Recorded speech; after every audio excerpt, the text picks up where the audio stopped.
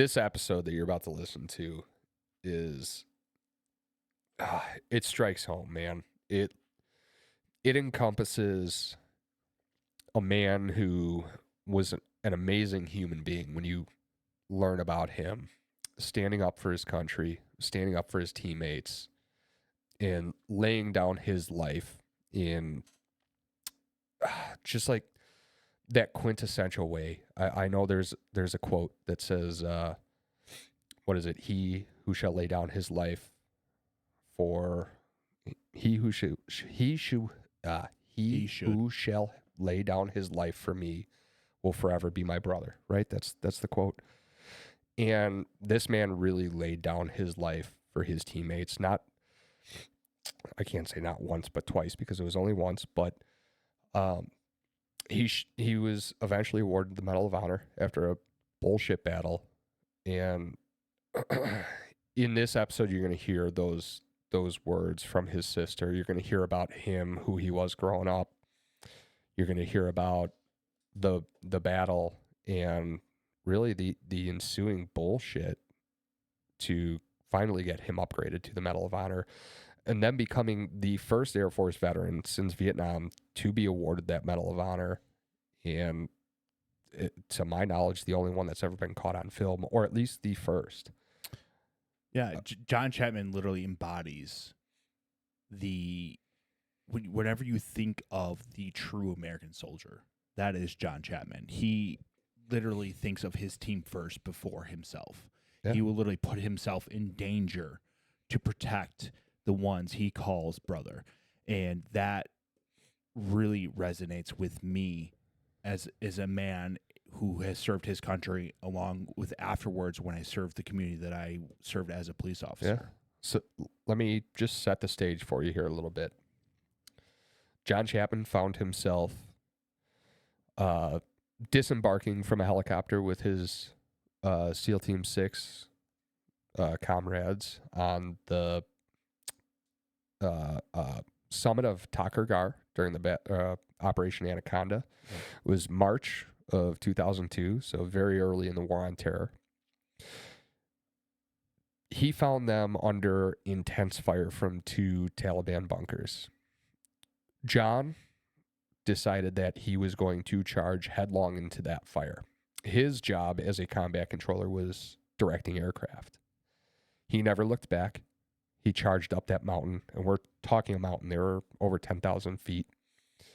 With what, knee-high snow? Knee-high, as Lori puts it, post-holing snow. He eliminated 2 enemies in that first bunker, a rudimentary trench. Think of, like mountaintop trench, right? About shin high, if that. Yeah, not much. So he discharged 2 enemies in that trench before the commander of that SEAL team ever even reached him, at which point Chapman was hit by enemy fire, knocking him unconscious. The SEAL team retreated. He was left alone. At some point, he regained consciousness, and he then had to suffer with that feeling of being left alone, which he quickly came to realize. I mean, nobody can say exactly what he went through and what his thoughts were, but he continued to take that fight to the enemy for hours. Yeah, his actions depict what actually happened, so we cannot really accurately describe what he was thinking. Nobody can. No, but his actions depict what he did, and his actions were engage the enemy. So with his actions, he saved his teammates' lives along with many others. After regaining consciousness, he continued to fight for hours. He dispatched 3 or 4 more, one in hand-to-hand combat. He heard that saving grace of that MH-47 coming to the summit to what he thought was rescue him, but he realized that if he did not continue to fight, that QRF on that MH-47 was going to meet the same fate. So he stood up to the challenge and continued to fight, engage, and was hit some more times. A lot of this was discovered through autopsy results, and finally there were 2 rounds that were the end of it for John Chapman. And unfortunately, after everybody was safely off that summit. There were more lost. It was at that point in time the greatest loss of Special Forces life in U.S. history, and there was a lot of fighting left at home still to really get his name honored the way that it should be. John Chapman was a true American hero. If you literally want to look up like dictionary, that's John Chapman. John Chapman literally put his life on the line for his brothers, and he has said it multiple times to his loved ones that he would go to the extremes to protect his teammates, and John Chapman lived that out in real time. He did. And so you're gonna, if you want to listen in, this is gonna be his sister's point of view on everything and go into who he was as a man from childhood all the way up until his passing. And we will talk about the ensuing, I don't want to say drama, but the ensuing battle to really get him honored in the way that he deserved. Absolutely. And not only was John Chapman an extraordinary soldier, he was a phenomenal father and just a phenomenal human being in general. Phenomenal human being. You guys are in for a treat for a beautiful episode. Just check it out.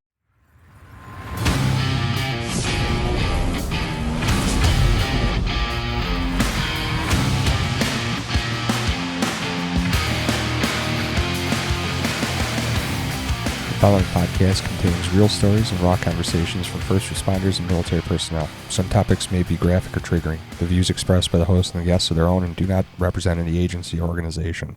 Viewer discretion is advised. Welcome back to another episode of Beyond the Dispatch. We have a great guest. Honestly, I kind of compare it to Christmas morning when you wake up. I've been looking forward to this episode for a long time, and it's finally here. We finally have her in the studio. Before we get to that, I want to do a shout out to Illinois Special Olympics, the Torch Run. They're currently raising money for individuals with special needs to help them with the financial cost. So if you haven't already, please donate to the fund. We really appreciate it. Also, we want to just a thank you to all of our listeners. We really appreciate you guys tuning in every week. We couldn't do it without you guys. So please like, subscribe, share. We really want to grow this channel. We got some big plans up ahead. So without further ado, we have Lori Chapman Longfritz in the studio. Your brother was John Chapman, a combat controller with the Air Force. If you guys don't know the story, or if you guys haven't read the book, Lori was co-author of Alone at Dawn. It's a phenomenal book. It literally had me in tears. Lori, without further ado, please, thank you so much for coming in. How are you feeling today? I'm feeling good. Thank you for having me. We appreciate you guys coming, or we appreciate you coming in. Lori had given us a challenge coin. It's a Medal of Honor recipient challenge coin for John. It's probably my favorite coin. It is my favorite coin. She also hooked us up with a patch, if you can see it up there. Definitely one of our prized possessions in the studio. Before we go any further, Lori, let's talk about a little bit about your flight in. You kind of got delayed a little bit. It was about a 4.5 hour delay. It was about 5 hours, yeah. Yeah. So thank God for the USO in Denver, because I spent a lot of the time there. It's more comfortable than a lot of the other poor people who were traveling that day or yesterday. I felt so bad. It kept getting pushed and pushed. And then you literally sat on the tarmac too when you landed in Chicago. So she flew cross country to come see us. And then you were sitting on the tarmac for like 15 to 30 minutes. Yeah. So it was I have to give a shout out to my seatmates there. One of the ladies in that 15 minutes of, whatever, taxiing, or I don't know what the heck we were doing, but she said she listens to your show. Yeah, that was huge. Unfortunately, I did not get her name, but she's here visiting family and friends, so I hope everything's going well. Yeah. We appreciate you listening. Yeah, exactly. That's awesome. Yeah, when you told me that, I was like taken back. I was like, there's no way. Like, she heard about Beyond the Dispatch. I said the name, and she was like, oh my gosh, I listened to them. That's awesome. So that was cool. I told Carrie and I, like, we had like a fanboy moment kind of thing. Where he's like, no way. I was like, yeah, this is awesome. Like, oh my gosh, we should have done like a selfie or something. Right. My brain doesn't work that way. Like, I just don't think, hey, let me take a picture. Right. That's probably the new generation type thing. The funny thing is, I told my wife about that this morning, right? And she's like, She was probably talking about the dispatch. Right. I'm like, oh, thanks. Way Yeah. to shoot me down. Thanks, Just Lauren. deflate my balloon. We know no. you're watching, Lauren. Thanks. Yeah. Thanks for shooting down our egos. Oh no. Well, let's get into it. Let's talk about you and John growing up. Tell me a little bit about him. In the book, you kind of go into detail. You guys go into detail about his childhood. He sounded like a great-hearted person, a very caring guy. Yeah, he really was. We don't really get into too much in Alone at Dawn because, the focus is more, Right. Introducing combat control, because nobody ever heard of him. And then what happened on the mountain. But I actually just finished my second book that I originally wanted to write when I partnered with Dan on this one, that tells John's story. That one will be out. It should be very soon. It's called First There. Perfect. The First There, the life and legacy of American hero Master Sergeant John Chapman.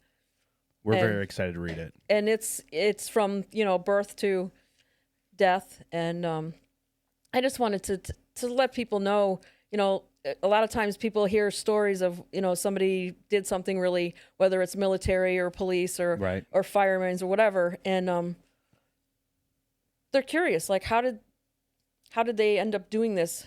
In John's case, at the end of his life, he lived his life the way he died was on Right. his terms and in service of others. He's always done that.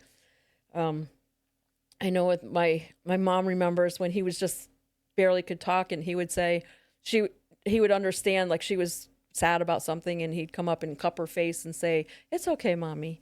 Yeah. He was very in tune with feelings of other people, and She probably melt like butter. oh my gosh, yeah. But he was ahead of his times, Yeah. ahead of the times, I should say. With even one of his favorite high school friends, Lynn Noyes, she remembered fondly how John would befriend, people with disabilities, Yeah. learning disabilities or whatever. And back then in the, 70s, 80s, whatever, it wasn't cool to be, Right. nice even Right. to these kids were brutalized a lot of times by sure. and John was like not having it. He would just be friends with them. And I think there was one story in there about the one girl in high school. Yep. I know. She was she came out of class and she was just like, "Rrr." And John was passing her and he just whipped right around and walked with her and like, "How's it doing? How are you doing?" And she was just like, "F you, Johnny Chapman." Yeah. And he just kept going with her and, stayed with her until she calmed down and walked her to her next class. And Oh. other kids weren't, they were the ones bullying her. And yet Yeah. John was the one doing that. And Yeah, he early on in the book, he won me over. Yep. Children with special needs is near dear to my heart.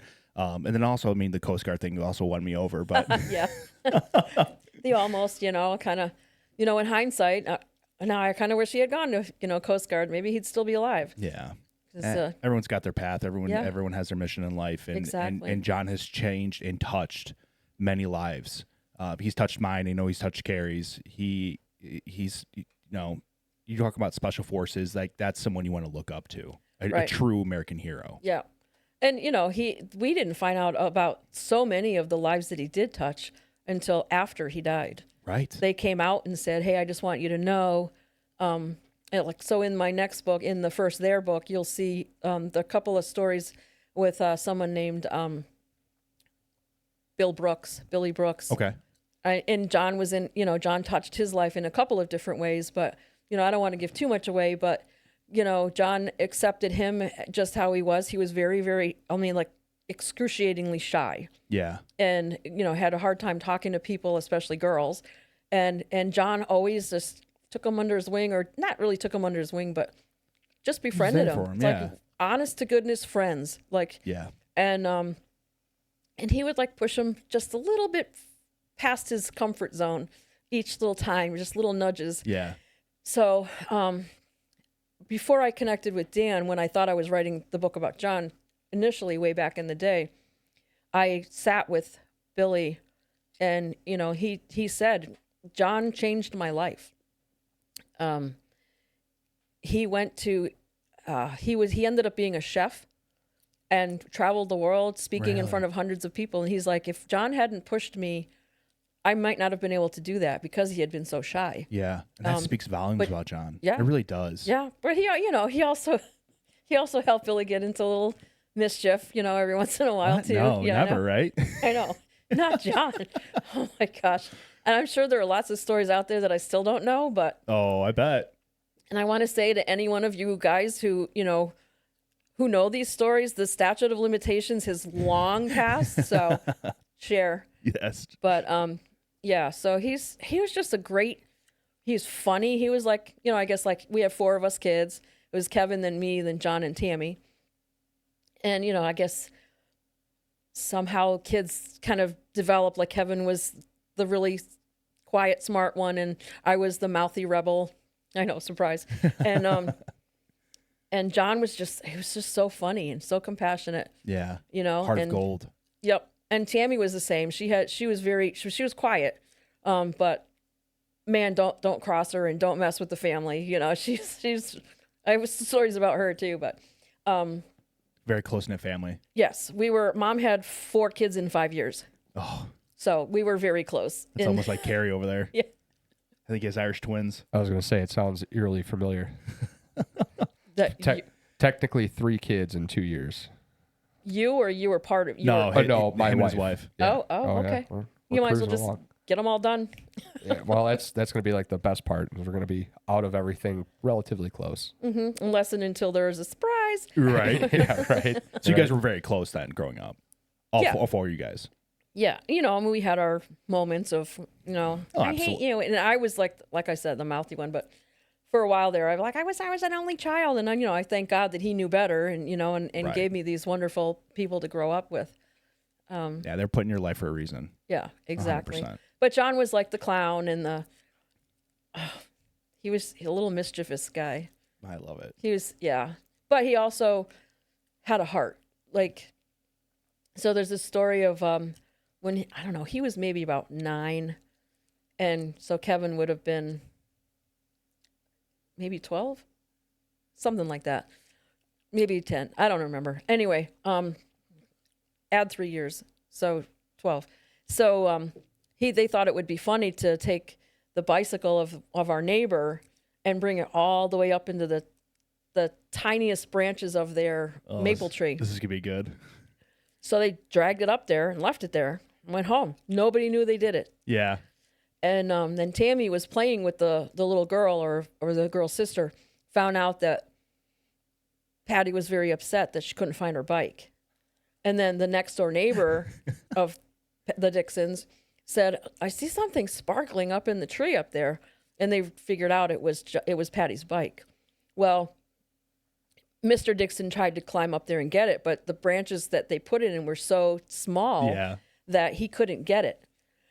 And so when Tammy went back and said, oh my gosh, Patty's so upset because somebody put her bike up in the tree and she's crying and whatever. Aw. So John went over there. He didn't have, nobody knew. He could have just been like, oh, that's too bad. And he could have been like, played the hero and said, Right. well, I'll go get it for her. He went over, knocked on the door and said, I am so sorry. Like, we did it. We didn't do it to be mean. We just thought it was funny. And then he went and retrieved the bike.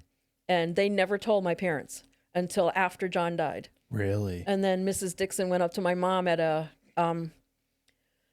they were having something at the, oh my goodness, what is it? The Army Air Base, the Air Force, not a base, but the National Guard or Air Guard. Okay.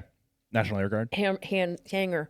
And Mrs. Dixon came up to my mom and said, I just want to tell you something about your little boy and the heart that he had and the courage to, because he had to know he was, Accountability. I was going to get in trouble, but he did it anyway. An ass whooping probably back in the day. That's right. And yeah, and yet they never told my parents. So, That's awesome. and that's the stuff. It speaks to his character, who he was as a person. He owned his mistakes. There's a lot of people out there that do not do that, and they would have done exactly what you said of. Yep. And we'll get to that later on. Yeah. But they would have just been like played the hero and never said exactly what happened. Yep. So whenever something went sideways, he did whatever he could to make it right. Love it. Yep. And then he would do the right thing when no one was looking too. He didn't need the, attaboys and the pats on the back or anything like that. It wasn't how he was. And I think that followed him throughout his life. Oh yeah. He was very confident.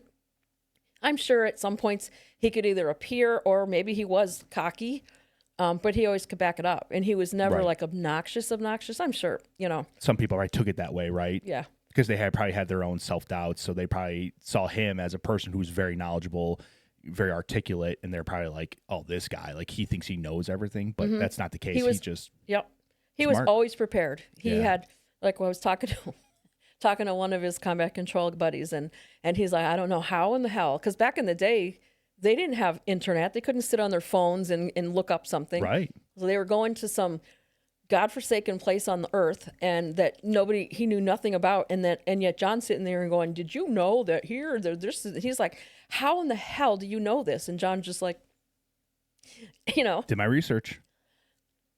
That's, he was just very thorough, very prepared. But he didn't really have a choice to not be, right? Especially with the position that he was in. These combat controllers needed to know this right stuff. In his career field, yeah. But even, like, I don't know, he was just, even on the soccer field, he started playing earlier. Like, he played with older kids because there weren't teams for the younger kids back then. So he played with Kevin, and he just emerged as just the kid who he got it. Like, he could pretty much read the whole game and know where either he should be or one of his teammates should be, and almost always the ball went exactly where he thought it would be. Right place, right time. Yep. But he was one of those guys who he wanted the win, but he didn't care how they got the win. Like, he had more assists than he did goals. And he could have had the most goals, but he had probably could care less. Right. He didn't care that somebody else got the goal. He just cared that they scored. It sounds like he was the type of guy that didn't really care about the accolades that came with the honor of winning or the honor of doing something special. He was a team player. He was. There was a point in time, although I do have to say, for some reason, the soccer coach back then was impressed with John's athletic ability, but when he was playing for him, the high school team, he would just berate John for things that he didn't even do. Like, it was somebody else. Mm-hmm. And John would get in, just like in front of everybody, and so there were times when, so John didn't need pats on the back, but he also couldn't figure out, why am I getting blamed for things that I didn't do? Right. There was one game in particular, Mom remembers that he was just being harassed so much by this coach, and at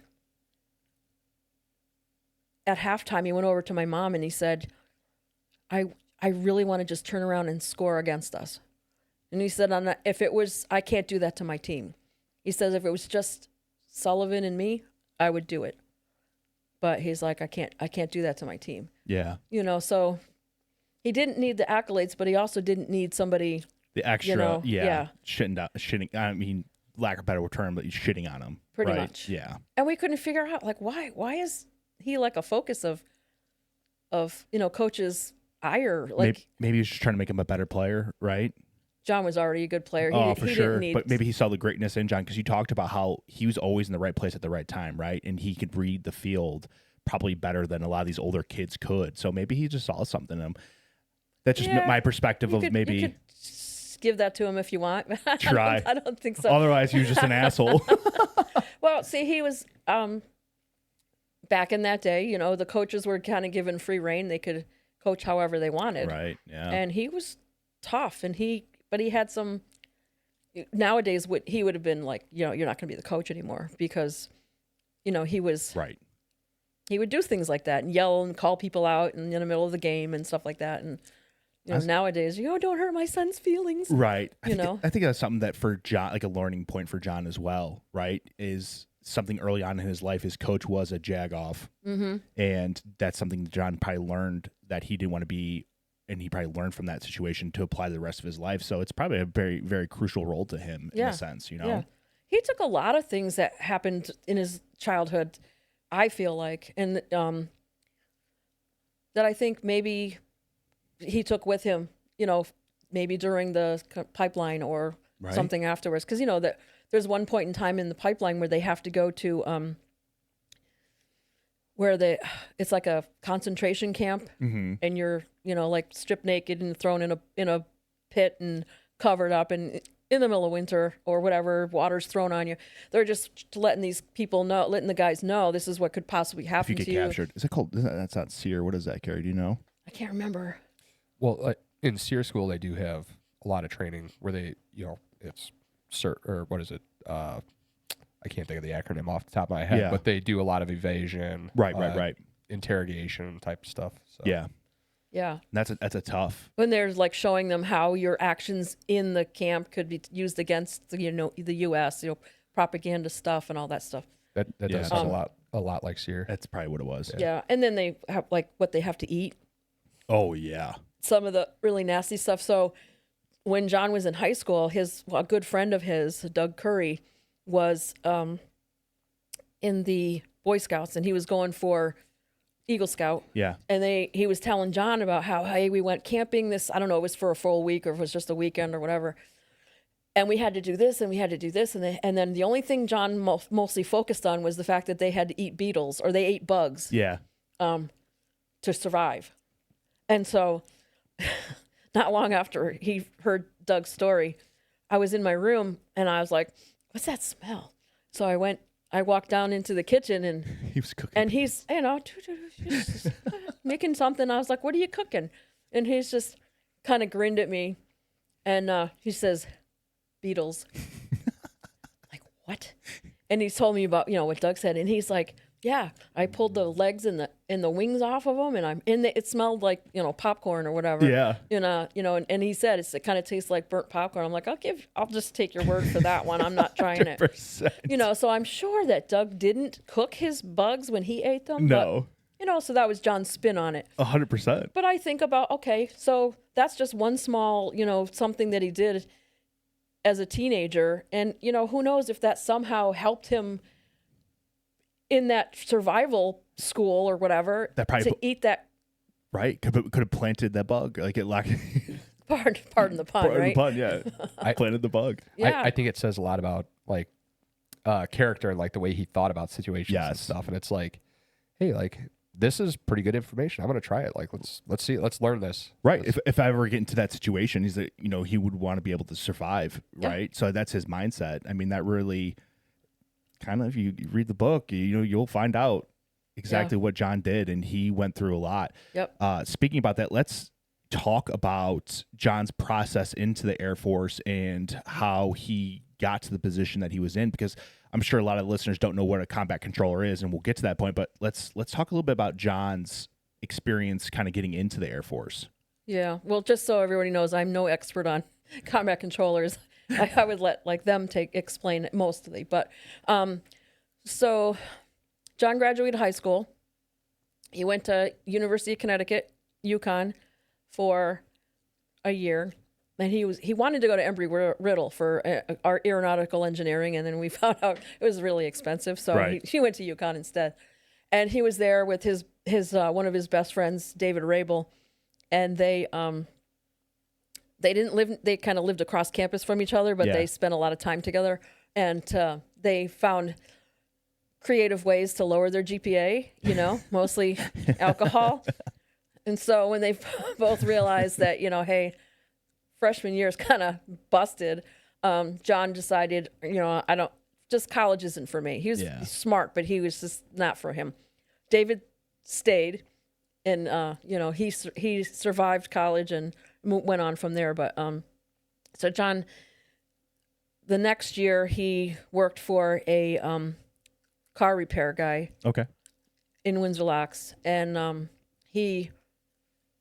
are a couple of stories I could tell you that he did there, but there was one where Eddie said, "Hey, John, this car came in with bumper damage.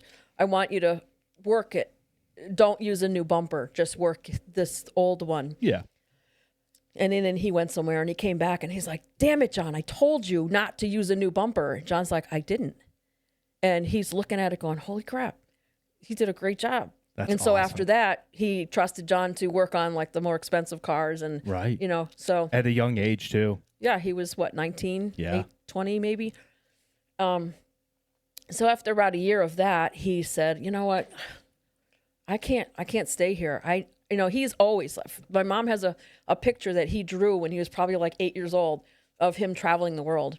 Like Windsor Locks would have just killed him. Yeah. So he said, had grander plans for sure. Yep. And he had thought about the Air Force, but gave Eddie's place a little try, and he loved cars, but he's like, I don't want to do this for the rest of my life. And so he went into the Air Force. And when he told my mom, hey, I'm going to go into the Air Force, she made him promise to try something safe first. Yeah. And he says, okay. No, he always kept his promises. Oh, he did. Yeah. So there were other things that he had, like in the past, and when he was growing up, where he made a promise and he made sure that he achieved it. But he's a very honorable man. And that goes back to the bike story, Yep. Yeah. So he was stationed in Aurora, Colorado, at Lowry Air Force Base, which is no longer. And he was basically communications, sitting behind a desk all day. It killed him. Yep. And he had squirreled away in his desk drawer, he had the pamphlet that all of the men get at basic training about combat control and pararescue. And he probably sat there and like reading it, going, damn, this is what I want. As he's doing his mundane job of communications. As he's like, crap, I wish I hadn't promised mom anything. So he eventually, I don't know how many years he did that, and he finally was like, I can't do this anymore. Yeah. So he submitted to cross train into combat control, and then he told my mom, I feel like I've fulfilled my promise. And she was like, yes, you have, but what is this combat control? And she asked him, I remember she said, so, he didn't tell her everything that, I don't even think he knew everything that they would do. He probably gave her the mother version for sure. Oh, for sure. Like, I didn't know everything. I didn't know really much of anything that he did until after he passed. And then, because he didn't talk about it. Yeah. I would say, oh, where are you? Where are you? And he'd just go, yeah. I'm on a beach somewhere. Yeah. I'm like, yeah, okay. But she actually asked him, what are the odds of you getting injured or killed? And he said, well, you play the odds. The longer you play the odds, the more likely something's going to happen. Yeah, that's true. But he was like, I feel like this is what I have to do.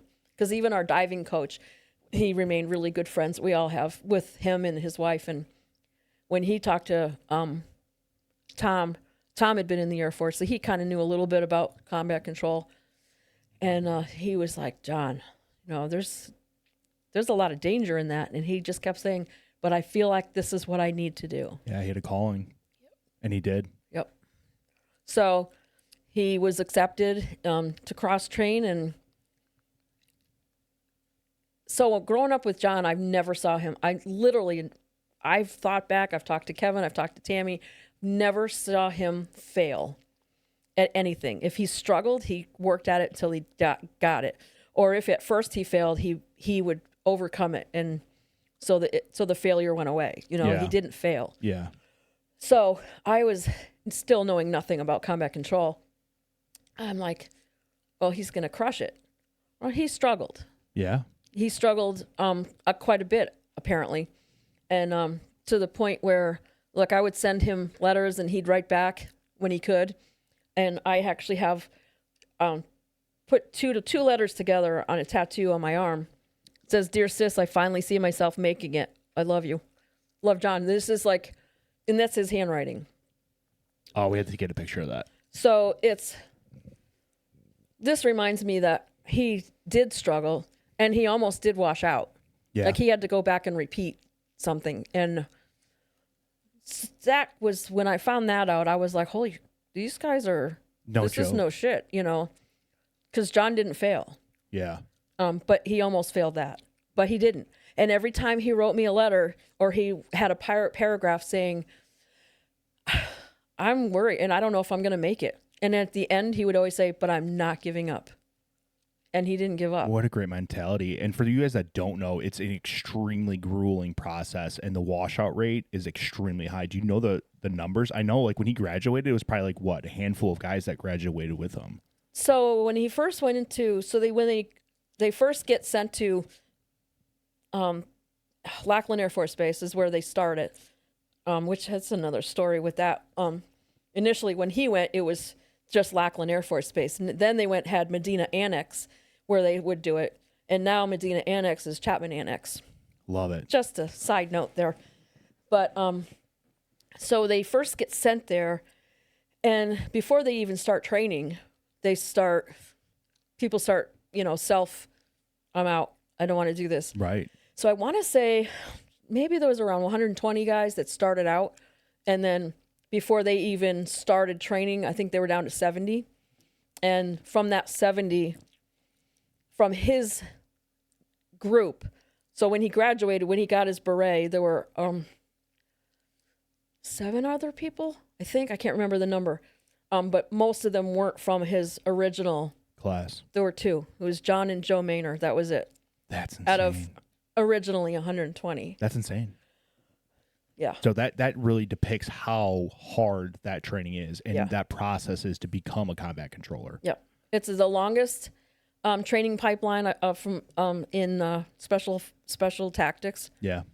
Rightfully and- so, because you and I talked about it in the car that there's so much to being a combat controller. Yes. That you need to be a professional at your job when you're experiencing heavy gunfire, like chaos, everything around you's exploding. This guy has to do math. He has to call in these airstrikes, and he has to know what particular aircraft's coming, what their capabilities are. Yep. And he has to pinpoint the location of where the enemy is. And if he fucks up, you could kill your own guys. Yep. Danger And- close stuff. Yeah. Yep. And then now on top of that, then you have to be a proficient gunfighter. Mm-hmm. Proficient. And because you're hanging with top tier guys like Delta, SEAL Team 6. Yep. And you can't be no slouch. No. And John wasn't a slouch. They have their cages, their individual cages in the team rooms and whatever. And he always kept, lots of them talked about how he kept his stuff straight, and like he could deploy immediately. He knew where everything was. And some of them, weren't quite as neat.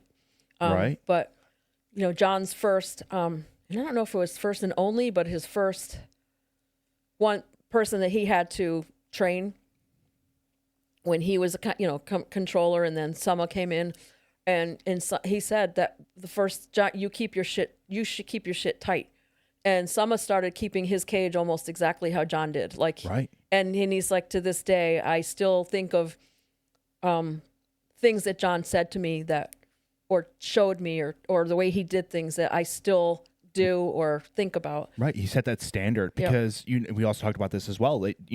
These combat controllers have to be able to mesh with multiple different teams from across the world. Yes. And in a sense, everyone laughs at the Air Force, right? They all call them Chair Force, but these guys were not your average. This was some badass motherfuckers. Right. And they had probably gotten a lot of shit from these guys coming in, like, oh, look at the Air Force guy. You always had that stigma about you, but John was exemplary, and he proved that he was one of the guys. And we'll talk about later in the book that John took that extremely serious. Right. Extremely serious. And he had, I was telling you, he had great bona fides with that community.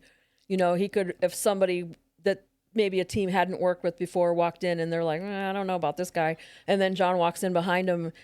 Oh, he's with Chapman. He's with Chappie, so he's good. Yeah. So John had this reputation of, And in that community, like Delta and all those top, that speaks That's volumes. big. Yeah. Yeah. It's huge. yeah. Like your name carries weight in that community. That talks about what kind of person John was. Yeah. Yeah. He was squared away. Not that, not that he didn't do things. I mean, he did some things wrong on purpose. Like, For I sure. want to see him punish me. Like, I want to see it, because he was a smart ass too. All growing up, there was all kinds of, so he tried to swear in front of my mother. Ooh. He said, "Futhermucker." Yeah. She wasn't having it. I was like, oh, he said that. Like, I mean, because I'm like, holy God, you stupid. He wanted to see if he could get away with it. Mama Chapman's not about that. We used to get soap on the tongue. Oh, we got threatened with the same thing. No, we didn't get threatened. It was soap on the tongue and sit in the middle of the living room so you can't go rinse your mouth out. You're like scraping your tongue and like, ugh. But, I think it was Dial. It's really gross. I think. Absolutely. So I've heard. I don't know. It makes me think of, what is it, Christmas Story? Life Yeah. buoy. Yeah. I have soap poisoning. Oh, damn. Over the years, I've became a connoisseur of soaps. Oh, I bet you have. No, it was part of the movie. Yeah. But yeah, so I don't know. John, when he made it through and became a controller, and I still didn't know what he did, had no clue. He wouldn't tell me. He just kept it. Like I said, so back then they started with the instant messaging or where you could talk to somebody AIM or real time. AIM? Yeah. AIMs, yeah. Yeah. Or whatever it is. I think it's AIM. And there were times when it was just the two of us on, and he would just be, because, sometimes it would be the whole family, my dad and my sister or whatever, we'd all be there. But there were times when it was just the two of us. And I was like, oh, he says, yeah, I'm TDY. Oh, where are you? And he'd just say, yeah, like, I'm not telling you. And even his friends, like Brian Toper was his best friend with David and another Mike Toast. And so Brian was like, he asked him he was talking to John one time, or maybe John was visiting, and he's like, yeah, I'm gonna go train with Delta. Now, we came from a town where there's an airport. My father worked at the airport. So Brian's brain went to Delta Air. He's like, oh, you're training with Delta Airlines? And John just like, Delta Force, you idiot. They probably didn't know what Delta Force was back then. And Brian said that was that moment when he realized, holy shit, John's like badass. Badass. Yeah. A real badass. Yeah. He didn't realize it until, he's like, they grew up playing Army, and, Right. who knew that, one of them would actually. So we're going to take a break here in a couple minutes, but I wanted to ask, 'cause we were talking about the pipeline and stuff, and there's a story in that book that stood out to me, and it's kind of like that same time frame, and it had to do with pull-ups. And I think, was it Joe Maynor, correct? Yeah. Yeah. If you want to tell that, I just think that is exemplary display of who John was in a lot of ways. Right. So this was when they were still going through, they called it INDOC, which I'm not sure what the acronym is, but it's like it's before they become a controller. It's like the very beginning of the pipeline.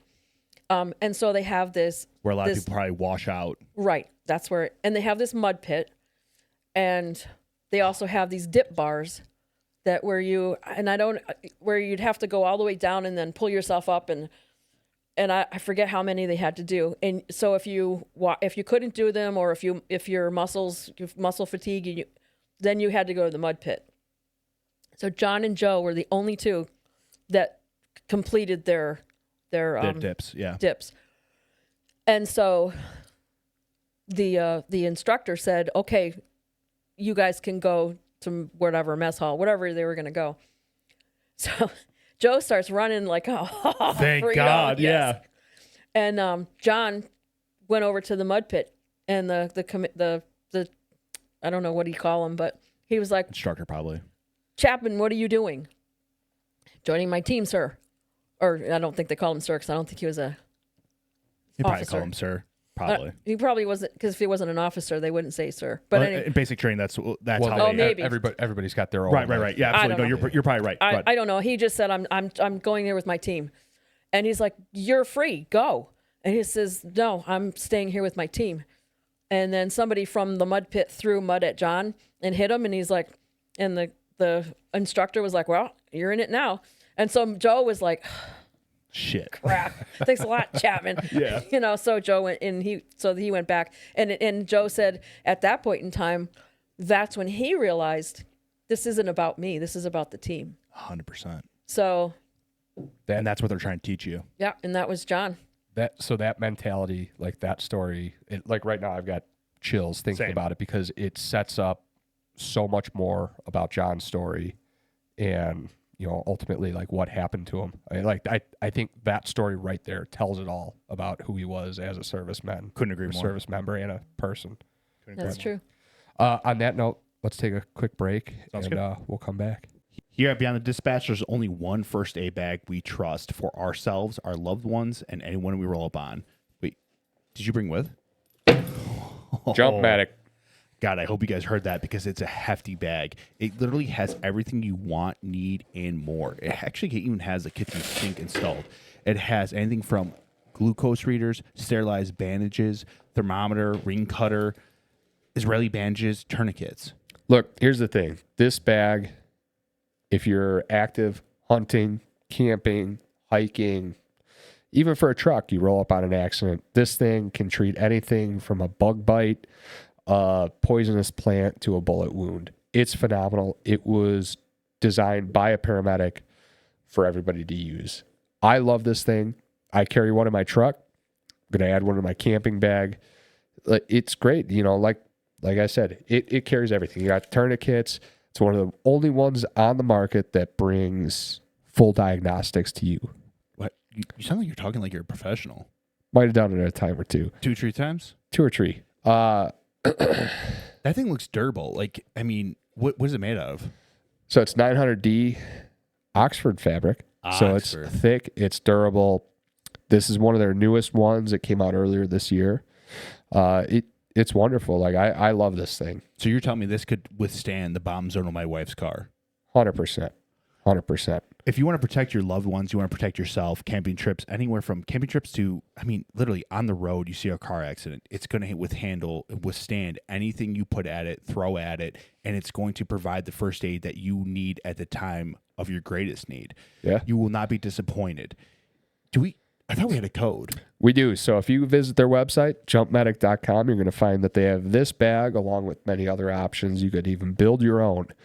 And if you use our code BTD10, you'll get 10% discount. Promise you won't be disappointed. Provide the care and attention that your loved ones need for yourself, along with people you don't know who are in the time of need. Completely. And don't forget, use the code BTD10. Save some money. All right. So we touched on John's leadership and really kind of what cemented him as like a team player. And that's just who he was as a person in general. Right. So let's dive into John's like military career and the path he took leading up to like Tucker Gar and all that stuff. Right. So right after he donned his red beret, he went to a buddy of his who was in the airborne. Said, "Hey, you want to come to Pennsylvania with me to my hometown?"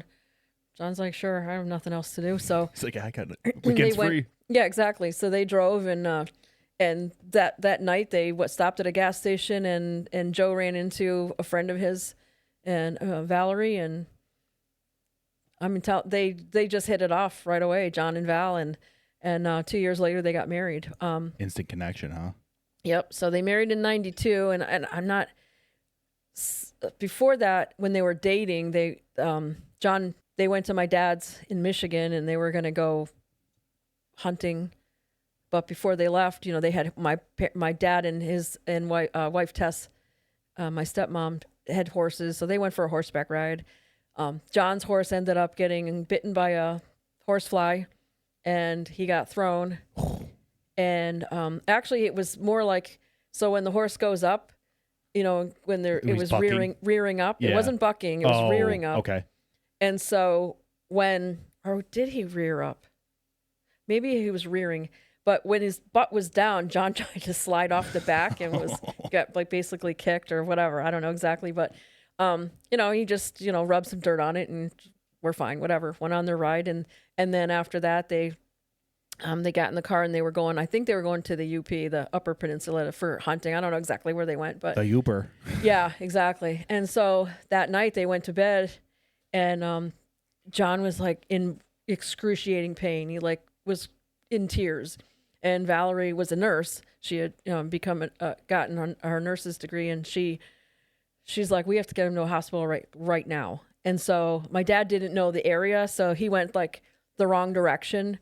like for at least 15 minutes. So by the time they Right. figured it out, now we've lost, half an hour at least before, they got to the hospital and the doctor said, you injured your spleen. And like, if you had waited any longer, you probably wouldn't be here right now. Wow. Yeah. So, he didn't have to have it removed, but he couldn't fly home. So Dad had to drive him home, from Michigan to North Carolina. But because of that injury, he missed out on the Gulf War that lasted like 5 seconds. So he missed out on that one. Oh, I bet that tore him up. Oh, I'm sure it did. You get trained for something and you want to test. How am I going to handle what I've learned, and he didn't get to. Yeah.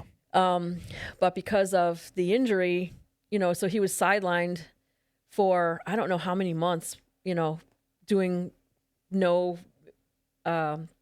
active stuff or Probably whatever. light duty work, which probably was killing Oh, him. I'm sure. So at one point in time, they were doing like offloading the big planes with giant payloads, like could be a tank or something. So John and another guy had to be like on the ground. And so there's the X where whatever that it's supposed to land on, and they were a safe distance away. And they're sitting in their truck and they're talking and not paying attention, and only yards from there, it just landed right next to their truck. And like it almost flipped the truck. It was that much of a concussion. So, they both could have been flattened. Missed the X a little bit there. Yeah. So little it's off. like, okay, Josh, pay attention to this stuff. They're just probably sitting there going, this is boring, whatever. yeah. Holy crap, we almost got flattened. But, so he did have some exciting things happen to him, but, yeah, I'm sure that it really bothered him that, Oh, I'm sure. he went through this intense training and, hey, I want to put it to use. And then he missed out, because of the injury. And then once he got married in 92, John was stationed in Okinawa, for 3 years. Seeing the world as you always wanted to. Yep. He got to go to Korea and every place, Real quick, at that time he was with the 21st STS. You probably know better than I do. Like, all I know about is the 2-4. Like, I know there's a 720, and I'm not exactly sure which one it is over there. Okay. Like, I have photos because he was. I guess my point, I just wanted to make sure, like, timeline wise, he was not with the 2-4. No, yet. not at that point in time. Okay. So even when he was. Well, when he went back to after Okinawa and they went back to North Carolina, he still wasn't with the 2-4. He was at Pope, but the 2-4 is like the elite. That is like SEAL Team 6. That is Delta. That is like the Cream of the crop, yeah. yeah. And so while he was there was when he was training or trying to get into the 2-4. Yeah. And he, I think, really struggled with that too. Like, he didn't share a lot, but I think there was even a point in time where, like, holy crap, am I going to make it or not? And, obviously he did, but so that's when he ended up being in the 2-4. Yeah. That's a whole nother level. Oh, yeah. That's a whole nother Yeah. level. So, like, 1%, what are they? I don't even know it now, but off the top of my head, like 1% of the population joins the military, and 1% or, X amount of percent of the military is Air Force, and 1% of the Air Force is combat control. Like, it's just like the odds. Tiny. Yeah. He was in such a small percentile to get to the position he was in. Yeah. And that takes and it's a grown. lot. I mean, it's still not to the extent of, all these other Rangers and SEALs and all that stuff, but it has grown and it continues to grow, and which is good because we need them. But Absolutely. yeah. No, that's extremely prestigious position that he was in. I mean, and we're gonna dive into it, but that's amazing. It really is. Yeah. That he was able to get that far. I mean, he literally didn't stop. No. He wasn't taking no for an answer. Like, he has this goal, he can see it, and like, I'm going to do whatever I can to do it, to get it. Oh, and he did. And he did, yeah. So where would he go after Japan, after South Korea, and all those locations? He was stationed at Pope in North Carolina on Fort Bragg. So, that's where he's which I think, basically stayed. I think Bragg's where all the Delta is based out of, isn't it? And the airborne, 82nd Airborne, and all that stuff, or 101st. I don't know what it is, but yeah, they're all there. Yeah, because we were told too by you remember Phil when he was on the show. So Delta was formed when my dad and another guest on our show, his dad, were in the military together. So our dads were, and they did actually war games with Delta. Oh wow! And my dad's like, they were not.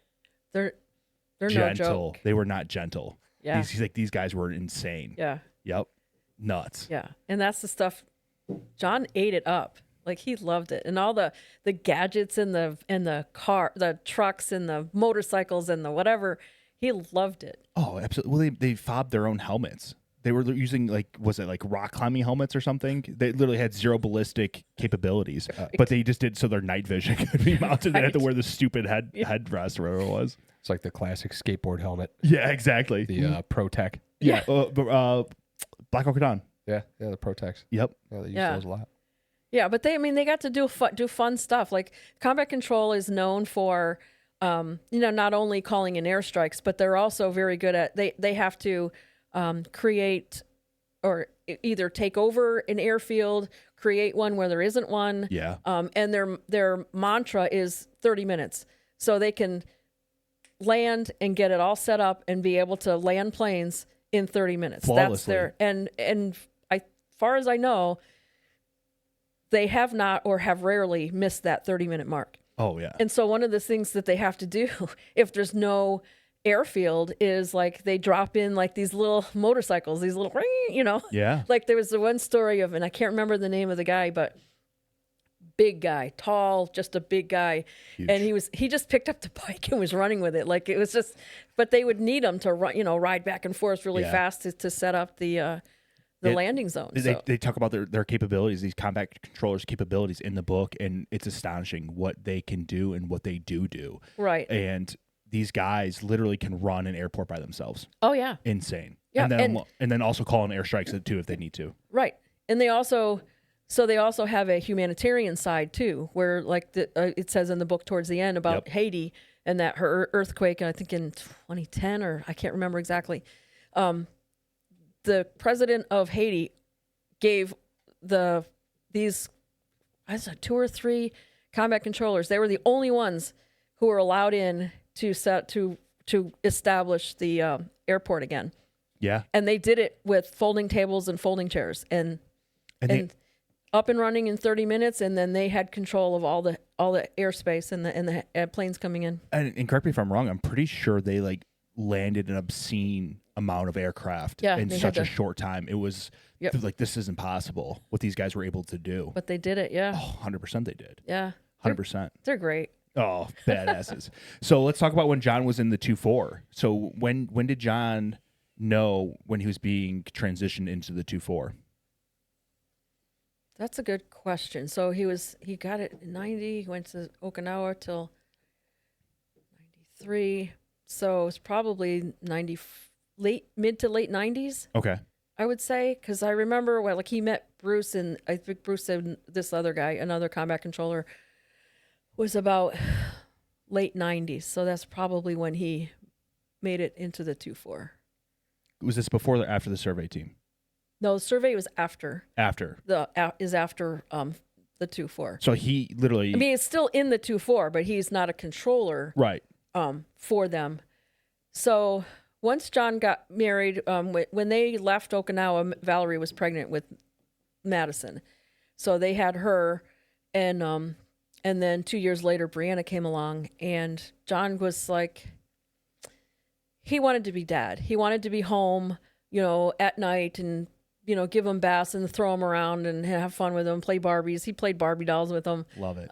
He didn't care. He fell head over heels for those girls. Exactly. They had him wrapped around exactly. And he had cute little things that he would do with them, especially Madison, because she was, a little 2 years older. So she understood things like, they had the pinky promise where, if he thought she was lying about something, he'd be like, all right, pinky promise. And then they would, and it was almost like she thought you know, at her 3 or 4 year old brain was thinking, well, as soon as my little pinky touches daddy's, like he's going to know the truth. Yeah. And so, you know, so he would just had little cute little things.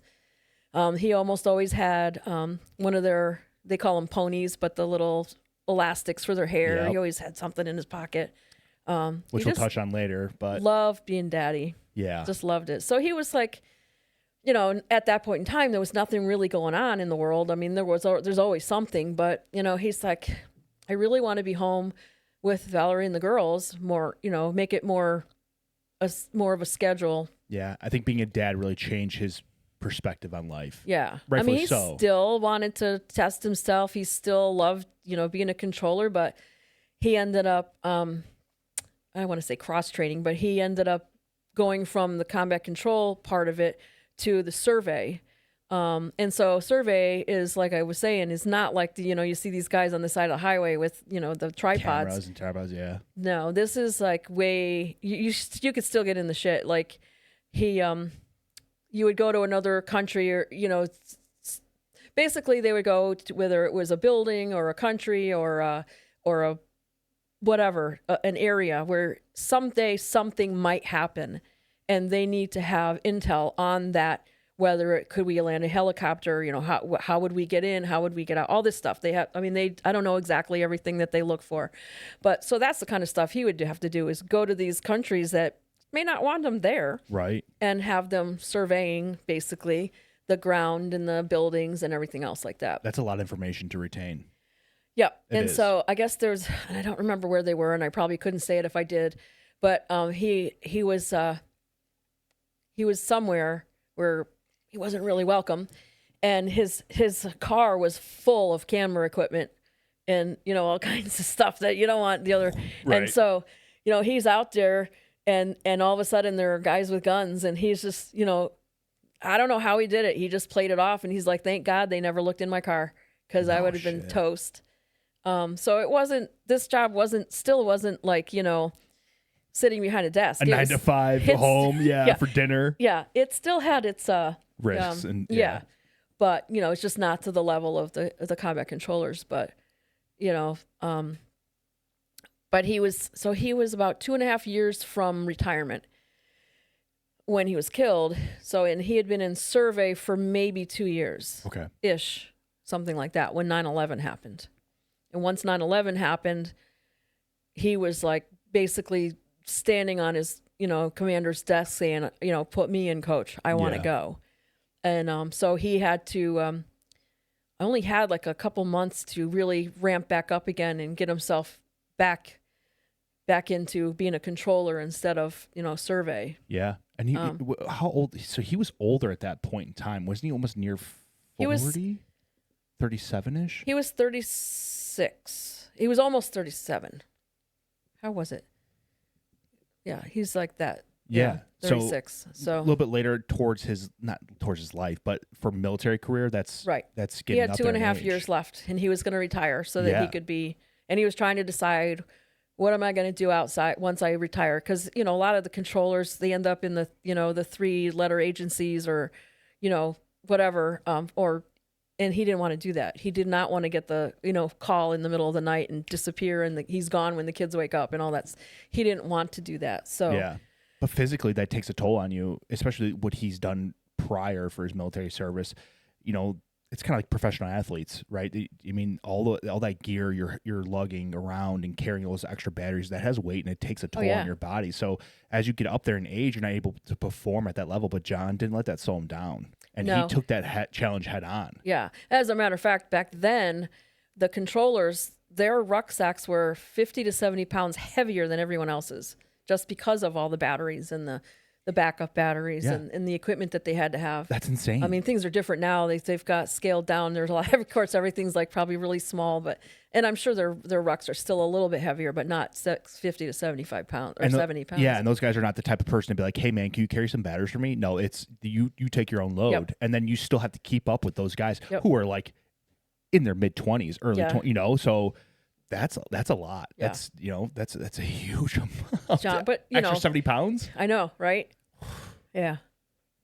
I mean, you start to go without gear at that point. You're like, all right, Yeah. well, I I don't don't really need this need sleeping this. bag, Yeah. or I don't need this. I need to carry this battery, so let's change this out for the, you know. Yeah. And you start I'll to make just melt sacrifices. snow. I won't bring water. Yeah. You know, whatever. I don't know. Yeah. Exactly. Yep. So John was dying to get into the fight. He was on. You said he was basically almost on his commander's desk, like begging, yeah. "Please let me go." In that, I'm like, I mean, obviously, if 9/11 hadn't happened, he would have just, you know, finished his career, Right. and he would have been fine with never being a controller again. But that's not who John is. But that's not who he was. John was a patriot. Exactly. And that so, was an attack on America. That's Yep. crossing the line for him. Yep. And he didn't have to do it. He could have stayed. That's the thing. There were periods of little things that happened where he didn't have to go. He didn't have to go here. He didn't have to become a controller again. He demanded that no, this is what I had trained for, and this is what I want to do, and this is what I need to do. Send me. Yeah, exactly. Send me. Yep. So when did he get his big break? So 9/11 was September. He went to the beach to train with the Navy SEALs. So they were going to deploy in January. And then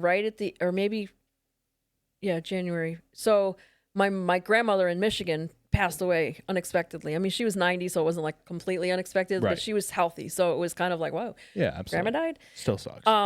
And so John was like kind of torn, like, what do I do? Yeah. Like, I'm already training with these guys, but now grandma's passed. And so his commander basically took his decision away from him. He basically said, no, you need to go be with your family. So someone else was assigned in his place. And then, so John went home or to Michigan, was able to see, you know, family. I couldn't go to the funeral. I was a single mom with 2 jobs, and it's like, I just can't. But, Yeah. So my sister went, I don't know if Tammy went or not, but Kevin did. So John went for that. And then he came back, and, you know, since this other guy had already been assigned in his place, it's like, well, no, now he's going and not you, John. Now you have to wait your turn again. Well, I don't know if they had already, I don't think they had deployed yet. It's possible that the team's deployed, but then his replacement's mother-in-law passed away. So now he has to go home to be with his family. And so John got back. He went back in and took the place. Yeah. So I want to say they were already in country at that point in time, but I'm not positive. Okay. So that's how John got back onto that team. He drew the short straw. Things work in mysterious ways. Yeah. So he was flown over, and then he was embedded with the SEAL team. He was attached to them, yeah. Okay. Yep. So when he got over there, I know they talk about it in the book when he starts to, and this is actually a pretty cool part about the book as well, and that really kind of, again, talks about what kind of person John was. So they're trudging through the mountains. They're trying to get to their location, and he is staying with a family, an Afghanistan family, correct? And there's more to that story along the lines of these guys were trying to kick these families out, and John's like, absolutely not. This is not how it's going to work. Yeah. Well, that whole thing was kind of like a setup. So they have warlords or whatever you want to call them. Yeah. Like, you know, this village hates this village and blah, blah, blah. So this guy said, oh, there's the guy you're looking for is up there in that village up there, you know? And so they got there in the middle of a snowstorm, and they were with Afghanis also. And John, they kind of took over somebody's house. Like, and I say house, it's like a tent. And they had like a little coffee can for heat and warmth. So, and that'll play into later, but they didn't know if they could trust them or not. Right. So basically they're like, okay, you get out. All the males were kicked out, and the Afghanis wanted to come in and kick out all of them, including the mom and the baby. And John was like, "Nah, that's not happening. That she's staying here." Yeah. And I've heard 2 different versions of the story where the mom placed the little girl in John's lap, and then I've heard another version where John picked up the girl. I don't know. I don't see John doing that Right. because The culture and all Right. that. Yeah. I just don't see him doing that. I feel like that the first story that I heard, the I mom agree. placed. John seems like a very respectful person and respectful to their culture and never would disrespect that. Right. Yeah, I agree But with you. so at any rate, he ended up with the baby in his lap, and he knew the significance of it. So he had, he had like a disposable black and white camera, and he had one of his teammates take a couple pictures actually, of them. And I mean, it's to me that's just such an iconic photo. Yeah, it really is. And you can see like these big, dirty, calloused hands and her tiny little hands, but you can see the kindness in his eyes. You can see so much in his, and he's always been like that. You can look at pictures of him and you can just see, he was just a really kind person. But in that photo, you can see his kindness. You can see his weariness, like he was tired, and it's just very poignant to me. Like it's, the humanness of him, but in the middle of war. Still come out. Yeah. It still comes out for So sure. they were there for a couple of days, and that's when they kind of realized, oh, okay, we were kind of set up here. Oh, So, really? kind of what they did was when they were going to exfil, they called and said, hey, John called, I believe, John, because he was the controller. He called in these jets or whatever and said, I want you to just fly over here and make all kinds of noise so this other village or whatever, they can hear it and they think, oh, we're wreaking havoc on them. It's like that. Don't do anything. Just fly really close and loud. And as he was calling in for exfil, he also said, hey, and I want these things on a pallet. And he named Hope because when he was there, so their culture is you have guests in your house, you feed them. Yep. And they fed them they probably used up all or most of their winter stores. Supplies, yeah. So John wanted to, fix Repay that. the favor, yeah. So he called in and asked for I don't know what kind of food and whatever. And well, by the way, I also want potbelly stoves. I don't know where the hell you'd find potbelly stoves in the middle, but that's what we were told. I think there were at least 3, maybe 5 on the pallet. And John told the whoever the leader and said, hey, there's all this stuff. We can't help you bring it to your village from up there, but it's yours. And they're like, oh, that's okay. We'll take it. But so John made them whole. That's awesome. And probably more so. Absolutely. After they left. Yeah, so absolutely. In the middle of war, John's still thinking of others. And that's just who he was. That's who he was. I was gonna say with that picture, there's something that like I think of when I see it.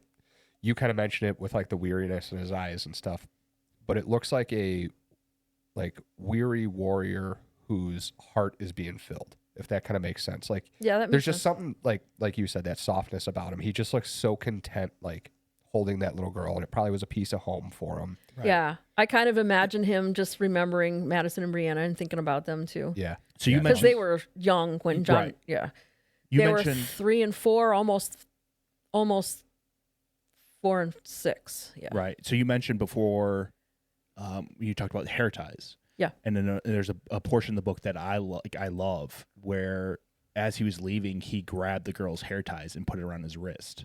I think they were in his pocket. His pocket, Yeah. yeah. Loved it. Yep. He had told, and this is I always before he left, the weird things happened where people who should not have seen him before he deployed got to see him. And one of those stories was my sister. She was living in Vermont, and she rarely ever had any kind of business trips. Mm-hmm. Out of the blue, she gets a business trip to North Carolina. That doesn't happen by chance. Yeah. And John happened to be, nearby he made the drive. She was in Raleigh, and he was it's only a 2 hours tops. So I think it's under 2 hours so he drove to her hotel, and they were able to have lunch and talk and be able to say goodbye. But before he parted ways with her, one of the things he said to her was, I will do anything in my power to protect my team. And he meant that. And he meant, obviously, yeah. We'll get to it, but he meant it. Yep. And it's weird because we all had that was the moment for her when he was driving away that she had this awful feeling. And mine was we always used to do an adult draw for Christmas, and I drew his name that year. And I bought him a Harley trailer hitch for his truck. He had a brand new truck. And I was wrapping it, and I was bawling. I mean, literally like tears falling off into the paper. Like, I just knew he wasn't going to enjoy the gift. It was just, and there are just weird things that happened in that time frame where, like I said, people who shouldn't have seen him did. And then people had these just bad feelings about things. Yeah. So, yeah. It says something. Yeah. It really does. It really does. But so let's transition to Anaconda. sure. So he was embedded with the SEALs. I believe Anaconda was already kind of in motion at that time, right? Yeah, but there was this big event that was supposed to happen. It was all like the ground troops and The hammer and they were- anvil. yes, exactly. And they were kind of looking for an overwatch position so that they could see the whole valley and maybe, kind of coordinate and orchestrate different things and see what was going on in the valley.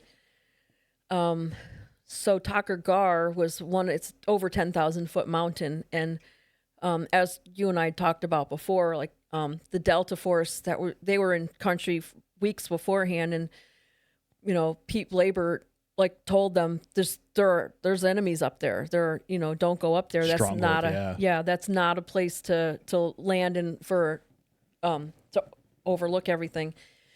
And he was basically ignored and cut out of communication. It came to I'm kind of skipping some things, but the commander, I think we were in Bagram, he wanted they thought bin Laden was up there or in the area. They wanted in on it. They wanted the kill so they could say the SEALs reign again. But beforehand, I know Blaber was trying to get the SEALs to jump on board with this mission, right? But the SEALs are like, no. Like we're waiting for something bigger. We're waiting for something bigger. That's too, I guess, in hindsight, like that's too they were low key for us. They were full of hubris. And the thing is, like we were talking before, they're not. That's not their mission. That's not what they do. They're not good at it. Right. This isn't what they normally. That's for the Army, and that's for the controllers, and that's for the Delta Force, but they they had to. So they did kind of poo Blaber, and they're like, no, we're not gonna. So he's telling them, well, you can't. Because he was there. He was right there. I mean, Blaber talks, not in this book, another book talks about, like, he almost drove every single road in that area. He had done so much legwork and homework. There was a bear. There was all kinds of stuff that they did. Oh, my God. I mean, the preparation that Blaber put into this mission alone, and all those other guys, planning nonstop.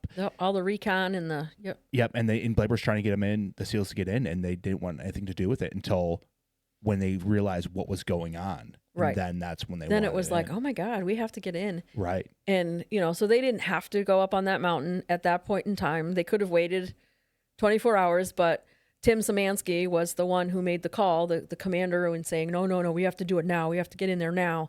And that was the SEAL team commander, correct? Well, yeah. And then the team leader, so he had tried to give that mission to like at least one other, I know for a fact, there might have been two team leaders, and they all both said, no, we're not doing that. And then he happened upon Slabinski, he's weak. So I give him credit for he did try to push it 24 hours. But Szymanski just said, no, we need to go now. And so, Yeah, before we get to that point, I kind of want to lay out for people that are listening. So Blaber actually had these guys come in on like ATVs, and they literally would trek through on foot before Anaconda was launched. So they did it the correct way, the way he wanted it done, and it worked. Yep. It worked for them. So they had Delta Force embedded with combat controllers, and they all had their positions. Mm-hmm. And there was, I believe, a SEAL team involved. There might have been. I think there was one. CIA Is it Mako? maybe too. Was it Mako 3-1? I think so. Yeah. So all these guys went in on foot beforehand, the proper way to do things, and they were handling fucking business. Right. Handling business. Right. And initially, that's how Blaber wanted it to be done. Well, that's how they were originally going to do it, John and the SEAL team. Right. With Slavinsky as the team leader. And I say leader in parentheses or in quotes, but you'll find out later why. But and also before we get to the point of them getting on Tiger Gar, I know there were some shicey things that went down where these SEALs, I think it was the SEAL team commander, weaseled his way into it and then also kind of pushed Blaber out of it. Oh yeah, he completely. So when it all started, the mission started. It was a go, I guess. Yeah, the army, that Blaber and his people were They had a different line of communication, like a blue line, we call it, because it's Navy. So they had established a line, and nobody knew about it. So like whatever is going on, this group, the Army, has no idea about it because they're communicating with Navy to Navy, that's huge. That's a big deal. So you talked about Jay Hill, like he was on another mountain. Yeah, he didn't even know because he didn't have that line of communication. He didn't know. He's like, who the hell is all that over there? What's going on over there? It's like nobody knew, what was going on because they went cowboy or went rogue and cut people out of the communications that should not have been. And when that happens, you get the result that happened on Tiger Gar. Right. And lives are lost and shouldn't have been lost because of those communications that happened and the decisions that were made. Yeah.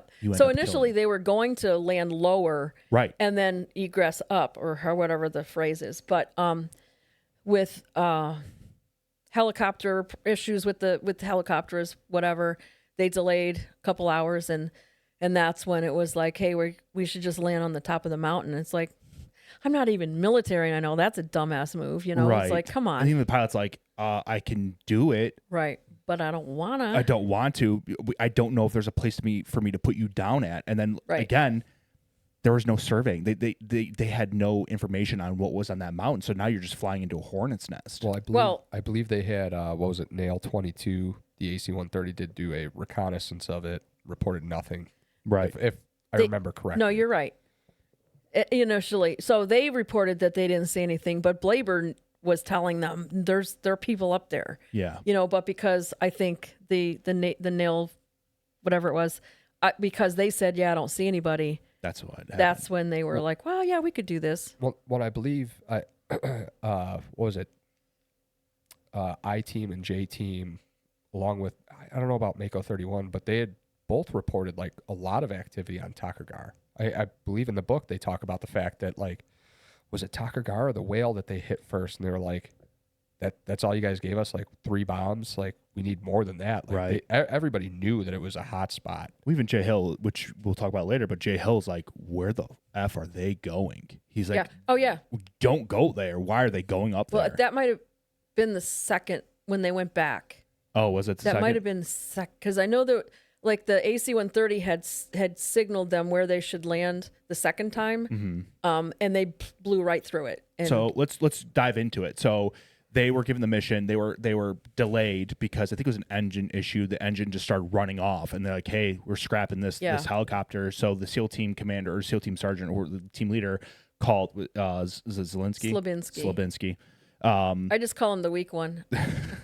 So Slavinsky easier. called for another helo, and then they also were delayed again. Then I think he tried to push it, like, hey, listen, we can't. Right. He tried to push it 24 hours. And then the commander's like, I really need you up there tonight. Right. So they kind of sealed their fate. And there wasn't a reason to have to be up Zero. there. There was zero reason to push it that day. And, and in fact, there was a lot of things that happened that said, like, hey, we shouldn't do this, between delays and, granted, it's all hindsight, but you look at it like everything that kept pushing. Because what was it? If they landed at the base, they would not have been able to make it to the summit before daybreak. Right. And then it also puts them at risk because then now they're visible. Right. Agreed. Yeah. Just a lot of things that happen aside from the back channel communications. But. Yeah.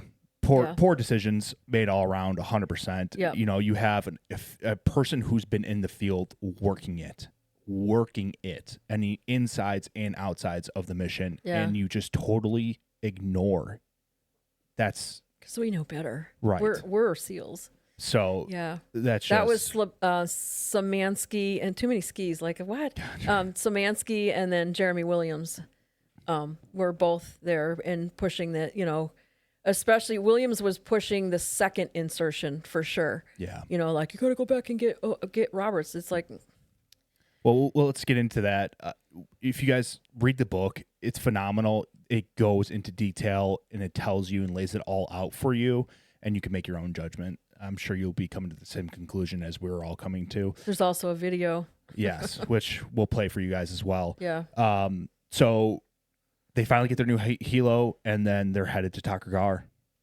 Yep. So this is over 10,000 feet. So the Chinook is like the workhorse. This thing can do it, but it's lumbering, and damn well that the enemy can hear it coming. Oh, absolutely. So they're ready for it. And they talk about they expect Americans to come on helicopters, and Blaber said that. Mm-hmm. That's why he wanted his guys to go in on foot to show hey, listen, let's not give them what they think is happening. Let's Right. throw them a curveball. But again, they had their own plans. Yeah. But so real quick before we get to that point, their loadout, they went light. They weren't carrying body armor. They weren't carrying cold weather gear. The proper gear they needed to perform the mission. So I think they went light. I'm pretty sure they went light. I Do you think they remember that, went Gary? light for the rescue or recovery. I think that when Was they that what it first was? went up there, They went heavy. I know so the other 3 teams that were part of the AFO, they went light. I don't remember exactly speaking about, Slabinski's team, what they did, but I would assume that a mission set like that, they would be going light. It's more wrecky. It's not, you're not going. I know for a fact they didn't have They- he didn't have body armor. right? that for But a when fact. I know for sure, obviously, when he went back the second time, but Right. so I guess they probably didn't change out, in the meantime. So that's probably makes sense that Right. they were lighter. But Slavinsky told, and he even admitted in after, that I told him to John to do, to go lighter. Don't bring all of your batteries, whatever. Take the smaller one, So So they're transitioning up to or transiting to the top of Takragar. So when they get to Takragar, kind of walk me through that. So they started to land, and the back door's already open, and when they're coming in, like the pilot sees hey, that looks like a donkey, or that looks like I see footprints in the snow or whatever, and at that point in time they got hit by RPG. It was like a cluster at that point in time. There was a shit show. One of the guys in the back, he was tethered, but. So they were only feet off the ground, but he fell out, and Neil Roberts unhooked to bring him back in, and then as the story is a little bit different, changed with Neil Roberts. So I from what I understand now, he did a lot of some pretty heroic stuff once he was left. That the SEALs have also decided not to share, which I don't know why you wouldn't, celebrate your own man. Right. But so in trying to help this guy get back in, the guy reached for him to pull himself in and ended up pulling Neil out, and Neil was untethered, so he was left behind. So the pilot doesn't know this stuff is happening because I don't know if some of the communication something happened. And so, he heard go, go, go. And so he thought we need to leave. I think they were saying, no, I don't know. But Right. So anyway, Neil was left behind. Initially the pilot didn't know. And the helicopter had been hit so badly that it really should have crashed. It was almost crippled. Yeah. Yeah. So he did, pulled stuff out of his butt and was able to crash land it. That was when the crew chief when he was dumping cans of oil, and the pilot hydraulic talks fluid. about he was literally using all of his might to keep that bird in the air, Mm-hmm. and he would lose stick control because the oil was rushing out because there was a hole in the system, Yeah. right? And every time this guy would dump oil, and he would gain Yes. stick back, and he was able to navigate that helicopter and crash it to where he was able to save everyone on board. That guy phenomenal pilot. Right. Phenomenal pilot. Yeah. And I think they only had like 3 or 4 cans, and each can of hydraulic fluid only lasted like, I think he said like 90 seconds. Yeah. So, and in the crew chief is, pumping by hand. Yeah. And, in the helicopter that's probably doing all this kind of stuff. So they're freaking amazing as far as I can. Phenomenal. Yeah. Those pilots are no joke. So they crash land, and then they all offload. They collect themselves. John immediately set up like perimeter, like started calling in like, hey, we need to somebody coming in here to protect us in case we're getting ambushed or whatever. So he's coordinating that, and Slavinsky's they called in for another helicopter. He wanted to take that helicopter right back up, and that pilot said, we're not doing that. Like there was something with the helicopter itself, but he also, I think it was fuel. I think they had like a certain amount of fuel left. Yeah. Yeah, the pilot knew he only had enough fuel to get up there. Right. They were not getting back. Yeah. Yeah. So they couldn't do it. And initially they were going to leave John to stay there with the pilot to protect him. Yeah. And John was like, I'm going with you. You're my team. I'm not. So, so it kind of all worked out that, hey, they couldn't go up there anyway. Right. So there wasn't like a fight about it. Right. And then we talked about that earlier, that John took that position seriously. Yeah. He's like, no, I'm a part of this team. Mm-hmm. I am going. And he was firm on it. Firm. Yep. There was no ifs, ands, or buts about it. John was going. Right. And that, just like he said to his sister, like, I will do everything to keep my team alive. Well, and here's to back up a little bit before they actually deployed. So John spent a couple months with them in Damnik and training with them. He didn't have to go even then. He didn't have to go to deploy with them. Right. But he said, they trained with me. They're used to me. I'm going. Like, I have to go. It's like there were 2 or 3 times where he could have just said, I'm out. And he said, hell no, I'm going, So right. That was one. And then another, he's protected them at that point in time. Then they had to go back to, I always get confused between Bagram and Gardez. They went back to Gardez. Okay. So yeah, that's right. Cause they weren't, yeah. So they went back to Gardez. They wait for another helicopter. There was a QRF helicopter that I don't know. Somehow they got another one to go up there and look for Neil. Yeah. And I mean, I guess I don't know if they thought that it was a rescue still by that time, because it was like a couple hours. I think they treated passed. Right. I think they had a feeling he was no longer living, but they treated it as he was living. Right. And that's just. I mean, I guess until you know for sure, you have to assume that it's a rescue. 100%. Right. Which is the right outlook to have. Right. But they went right back to the exact same spot. Like, what's that old saying, Right. about trying something and expecting a different outcome? I believe it's insanity. Yeah. So doing the same thing and getting the same outcome. Right. And expecting a new. Yeah. Right. Exactly. And so they went back up and started taking fire immediately. And normally this guy goes out first, this guy's next, this guy, and usually the controller is last out. Right. And I remember Slavinsky said to John, when you touch the ground, the only thing I want you to do is start to call in air support. Right off the rip. That was their plan. Exactly. Not with what they were going into. It was too hot. Right. And he had to, maybe get to a better spot. So this is ad hoc. There's no plan.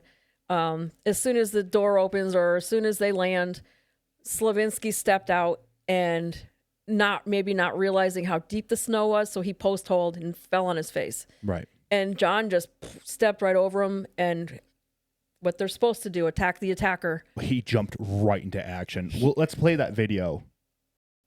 So John jumps out and, just like you said, instantly starts engaging the enemy. Yep.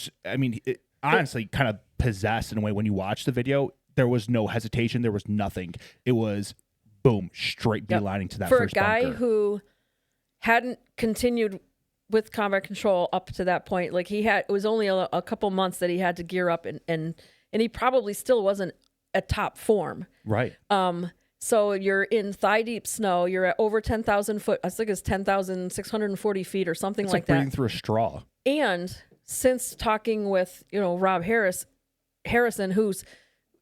that's a whole other thing, but he was in the AC-130, gunship, watching the whole thing and recording. But he was also part of the team that was selected to prove John's Medal of Honor. So he in being on that team, they were able to they mapped out that mountain to the smallest measurement, where like he says if you dropped a pin and said this guy was kneeling and you could do 360 and see what this person saw. Like, is he standing? Is he laying? Yeah. I mean, they mapped it out. So when you look at the video, it almost looks like it's like a slope like this. Yep. It was a slope like this. Like Yeah. he was humping it up that mountain With gear, with that snow. and being shot at and Yep. in the dark and went right, did what he was supposed to do. John went to Attack work. the attacker. He went to work. Right. And so he took out the two enemy fighters in the first bunker. And when you say bunker, like I think of like the bunkers of World War II. Right. And, you know, it was like a dugout thing, you know, there, Shallow. yeah. Just rudimentary basically. But, so he took them out. At no point did Slavinsky catch up to him until, so I know that when they have, I don't forget what they call it. I don't know if it's tip of the spear or something, where one person goes and then the other guys fan out behind them so that, you know, the lead guy can see, okay, this guy's over here. I can see Right. muzzle flashes or whatever. Even if it's just two of you, you offset. And Slavinsky didn't do that. If you watch the video, he follows where John, you know, the easy path, Right. or John's the tracks. easiest path. It follows John's path, and John's the one who took out the two in there. He catches up to them, and then he puts in like two, whatever, I don't know how many, confirming, like to make sure the guys are dead. Follow-up shots, yeah, for sure. You know, so that is how he claims that he and John took the first bunker, bunker one. which is lies, because Right. John did it. You know, he just came afterwards, and then they went to the second bunker that was firing on them, and it was at that point once. I don't know if John, because no, the first bunker is the one that John went into one side and came out the other side. Yeah, because there's like a not a bonsai tree. Do they say bonsai tree? There's like a tree right next to Yeah. it. Bonsai. Yeah. Yeah, they call it the bonsai. But so once they start engaging the second one, that's when John gets hit. And apparently, according to Slavinsky, he was like, "Where'd that come from? Like something was unexpected." And the story goes that's when he went down. Mm-hmm. And I think even the video shows that he went down. Yeah, it was incapacitated for sure. I think, and those guys were getting. I mean, it was a hellfire. It was. They were for all three sides. There was the whale. There was they had a dish like right. I don't know if they were on the whale or right near it. So they had all kinds of stuff being fired at them. Yeah, So they were getting chewed up. they were. And I take nothing away from any of them. Right. You know, at this point in time. But it's just the things that happened and didn't happen and was claimed that happened or didn't, you know, and it just the lies afterwards. Mm-hmm. So John went down, and when they got off the helicopter and John and Slab went up this way, then the other four split Slab up. is Slavinsky, his the code, team leader, yeah. the code name. And so the other four went in teams of two, you know, different directions, but they never went with John and Slavinsky. And so once John went down, and then Slavinsky went and regrouped with the other four, and they asked, "Well, where's Chappie?" And he's dead. He said he's dead. So I can't say anything about the other guys at that point in time because all they knew was Chapman's dead. So, you know, let's move on. Yeah, I think his statement was he looked over at Chappie, saw him laying there, and saw his rifle was on his chest, and he saw like it was the IR laser, but was bouncing up and down to breaths. And when he looked back, because I think there was another SEAL up there with him in the bunker, and I think he took a round to the ankle. That was after that they were up on the boulder. Oh, got you. Okay. Yeah. And then when Slab looked back over, he said he no longer saw the IR laser rising, so he assumed that he was dead. Never went to go check on him whatsoever. Which is complete bullshit. When you go back to what Rob was saying about when they mapped out the mountain, from his vantage point, he couldn't see John at all. Yeah. But I know that there's fog of war. I understand that it does happen, and that, I mean, it's not even in war, like anything. Yeah. You know, like I had an incident happen not too long ago, and you know, I remembered it a little different than my granddaughter. Yeah, you know, so it's like, it's a tunnel vision. It's that adrenaline Right. dump. It's a lot. so I know that it exists, but these guys, this particular group of SEALs, use it as a like, oh, we don't want to talk about that. Let's just call it fog of war. Oh, that was proven to be a lie. Let's just call it fog of war. Yeah. You know, like they use it It's like an scapegoat. right. So I do know it exists, and I do give people grace for that. And maybe some of that did happen, but with all the lies that he changed his story on how he chucked John multiple different times. So that to me is not fog of war. That is, I need to A blatant lie. fix the lie into Yeah. another lie. You know. And I mean, I wasn't there. I've never been in that situation. I've never, well, close to that situation, but not to that, level in the military. I would like to think I would check on my guy, and I would think a lot of individuals in the military serving with their brothers, and they would check too. So there's that's there's definitely a whole mishap. lot. There's a for whole sure. lot to unpack. Right. Sorry, Carrie's dying over there.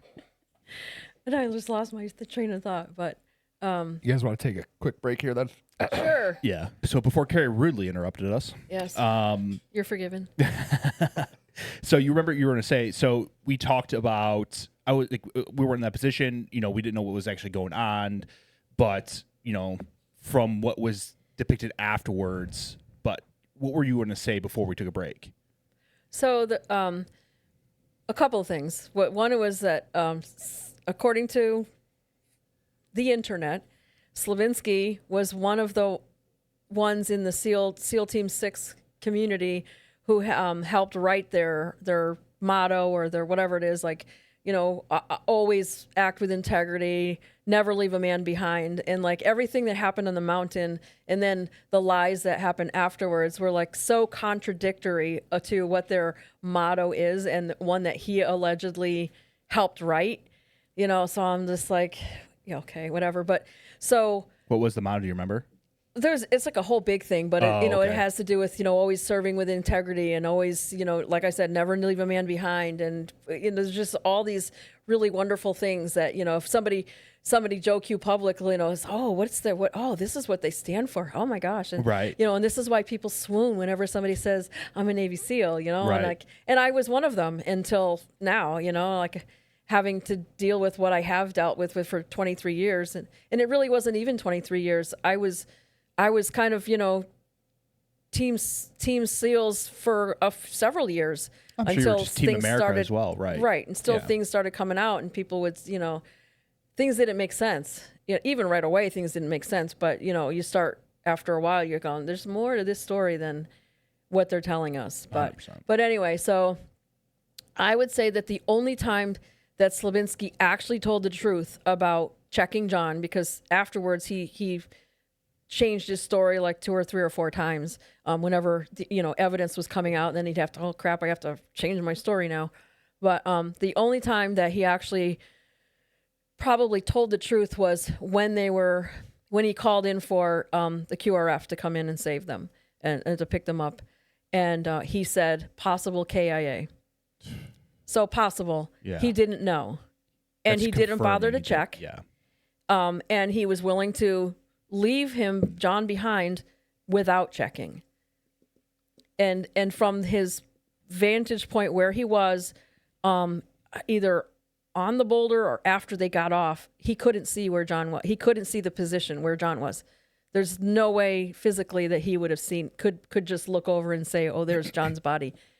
That's been proven. Yeah. Yeah. Because of the mapping of the, and the terrain and everything. And Yeah. yep. Could not have seen him. So he didn't see him, didn't know, admittedly in that moment said possible KIA. So that was probably the only time that he told the truth about it. Wow. Yeah. Turn tail and run. And and they frame it as we not regrouped, but we repositioned. They didn't reposition. Fancy word for retreat. They in a sense, retreated yeah. down the mountain. And granted, one guy had like his feet shot off or whatever. You know, He was messed up. He was messed up, and he had other people who had gotten injured. So I get that part of it, but you still chose to leave someone behind without checking, without even bothering to say, hey, hey, you who's not really that injured or not injured at all, let's go over here and see if we can at least see him. Right, and that's disheartening. And I get it. Again, like I've never been shot at. I've never been on a mountain. Like I understand that everything was happening all at once, but there's still that, like, I know for a fact, without a doubt, that John's first thought would have been that one guy. Like, the whole time. I need to find out. I'm not leaving him behind. Yeah. And so they left him behind, and then they shit all over him after that. Yeah. So, and we talked off camera about this, and I said that it's a tough situation to be in. Mm-hmm. It really is. Right. And to be in that situation of there's gunfire everywhere, you don't know what's going on because it's chaos. It's pure chaos. Your guys are getting dropped left and right, and in a sense, like as a team leader, you have to get your guys off the mountain and get yourself out of that position. But that doesn't excuse the fact that you lied about it. I mean, and you talked about like the family, do it for the family. And that's right. Why wouldn't you just own up to your mistakes and actually tell what happened? I don't get that aspect all of it. any family wants is the truth. Right. And if you would have explained it of this is what happened, XYZ, we were getting smoked, we were in heavy gunfire, I couldn't see where he was. My guys were, we're losing guys. That's easier to swallow than the whole display they put on afterwards. But wait, there's more. Oh, I'm sure. So so they tactically regroup and then they start to descend down the mountain. Right. But they didn't go too far because he's on recording where he admits that now he can hear gunfire going on above them. So they're close enough to hear the gunfire. Now, well, they talk about all the time too. They notice the difference between like ARs or M4s and AKs and dish guns. They know the difference in sounds. And so they hear, an American weapon, and their response, so he admits, we heard this, and we thought that, so they changed that story too. So we thought it was red on red. We thought that they didn't know that they were shooting at each other, except at this point in time, it's morning. Yeah. The sun has come up, and it's not like bright, but there's enough. If you're like 10 yards away from the guys that you've been on that mountain for months or years, you know that you're not going to be shooting at them. Yeah, and that's what Dan Schilling talks about in the book. He does say that. He's like, you're telling me that these guys have been embedded with each other for how long, and they're going to shoot at each other? That's not going to happen. Yeah, and then they changed. Well, we thought it was celebratory. They were celebrating. For an hour? Yeah. Like this went on. John was left there for an hour and 20 minutes. Yeah. Or hour and 10 minutes. No, I think it was an hour and 20. He was by himself. So they could hear this because they didn't go down. They were still, or maybe they had started to go down the mountain. But, and then they'll now to hear the story is they fought for another 14 hours. No, they didn't. Yeah. They didn't. This is just one lie after another. But so then we thought it was celebration, that they were just celebrating. Like you freaking knew that there was an American up there with an American weapon. And what did you do? You called in airstrikes right there where he was. Yeah. John was not only getting shot at hand-to-hand combat. He killed 2 people, as far as I know, hand-to-hand. Before we get there, I want to talk about John actually comes to. Right. And I skipped that part. No, you're fine. No, that's fine. I want to make sure that they know his actions, because John's actions, I mean, if you ask me, that dude won more than just one Medal of Honor. And there's 2 points they talk about he should have gotten 2. I mean, he was a fucking monster, a badass. So the first one would have been he saved the SEAL team. Yes, and the second one would be the QRF. Right. So he pops back up. I mean, honestly, like he charged that bunker. That alone is that would be like 3. Right. Exactly. I mean, there's multiple. He could have won. So John wakes back up and he's looking around, doesn't see anyone, and he's like, "I just been abandoned." Can you imagine? Oh, what goes through your mind? Searing. You're in searing pain. Yeah. I know that feeling. So you know. It's not fun. And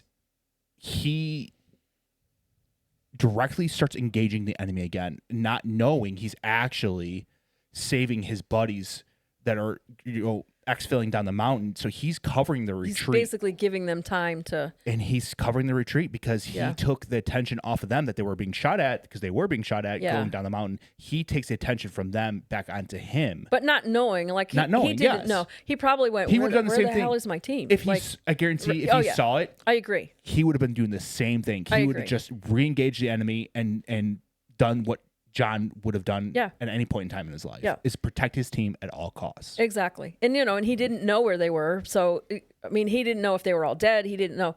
But you're right. If he knew for sure, like 100%. He would be like, you guys go, I got this from here, know? I don't know, John, but you've told me from the book, that's exactly what he would have done. So John re-engages the enemy. The SEALs are going down the mountain. Yeah. And this guy just doesn't stop. There's no quit.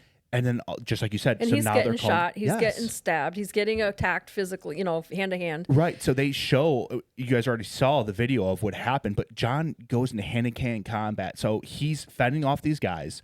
Then they start to flank him, and he doesn't see it. And he takes out another guy. And then now this guy just jumps into the bunker with him, and now he's going to hand-to-hand combat. And they saw from the autopsy that he has abrasions and cuts to the face. And this guy's a monster. So he was actually part of like a special training. I can't remember the acronym for it. Close quarters combat? No. CQB is more of like a room clearing.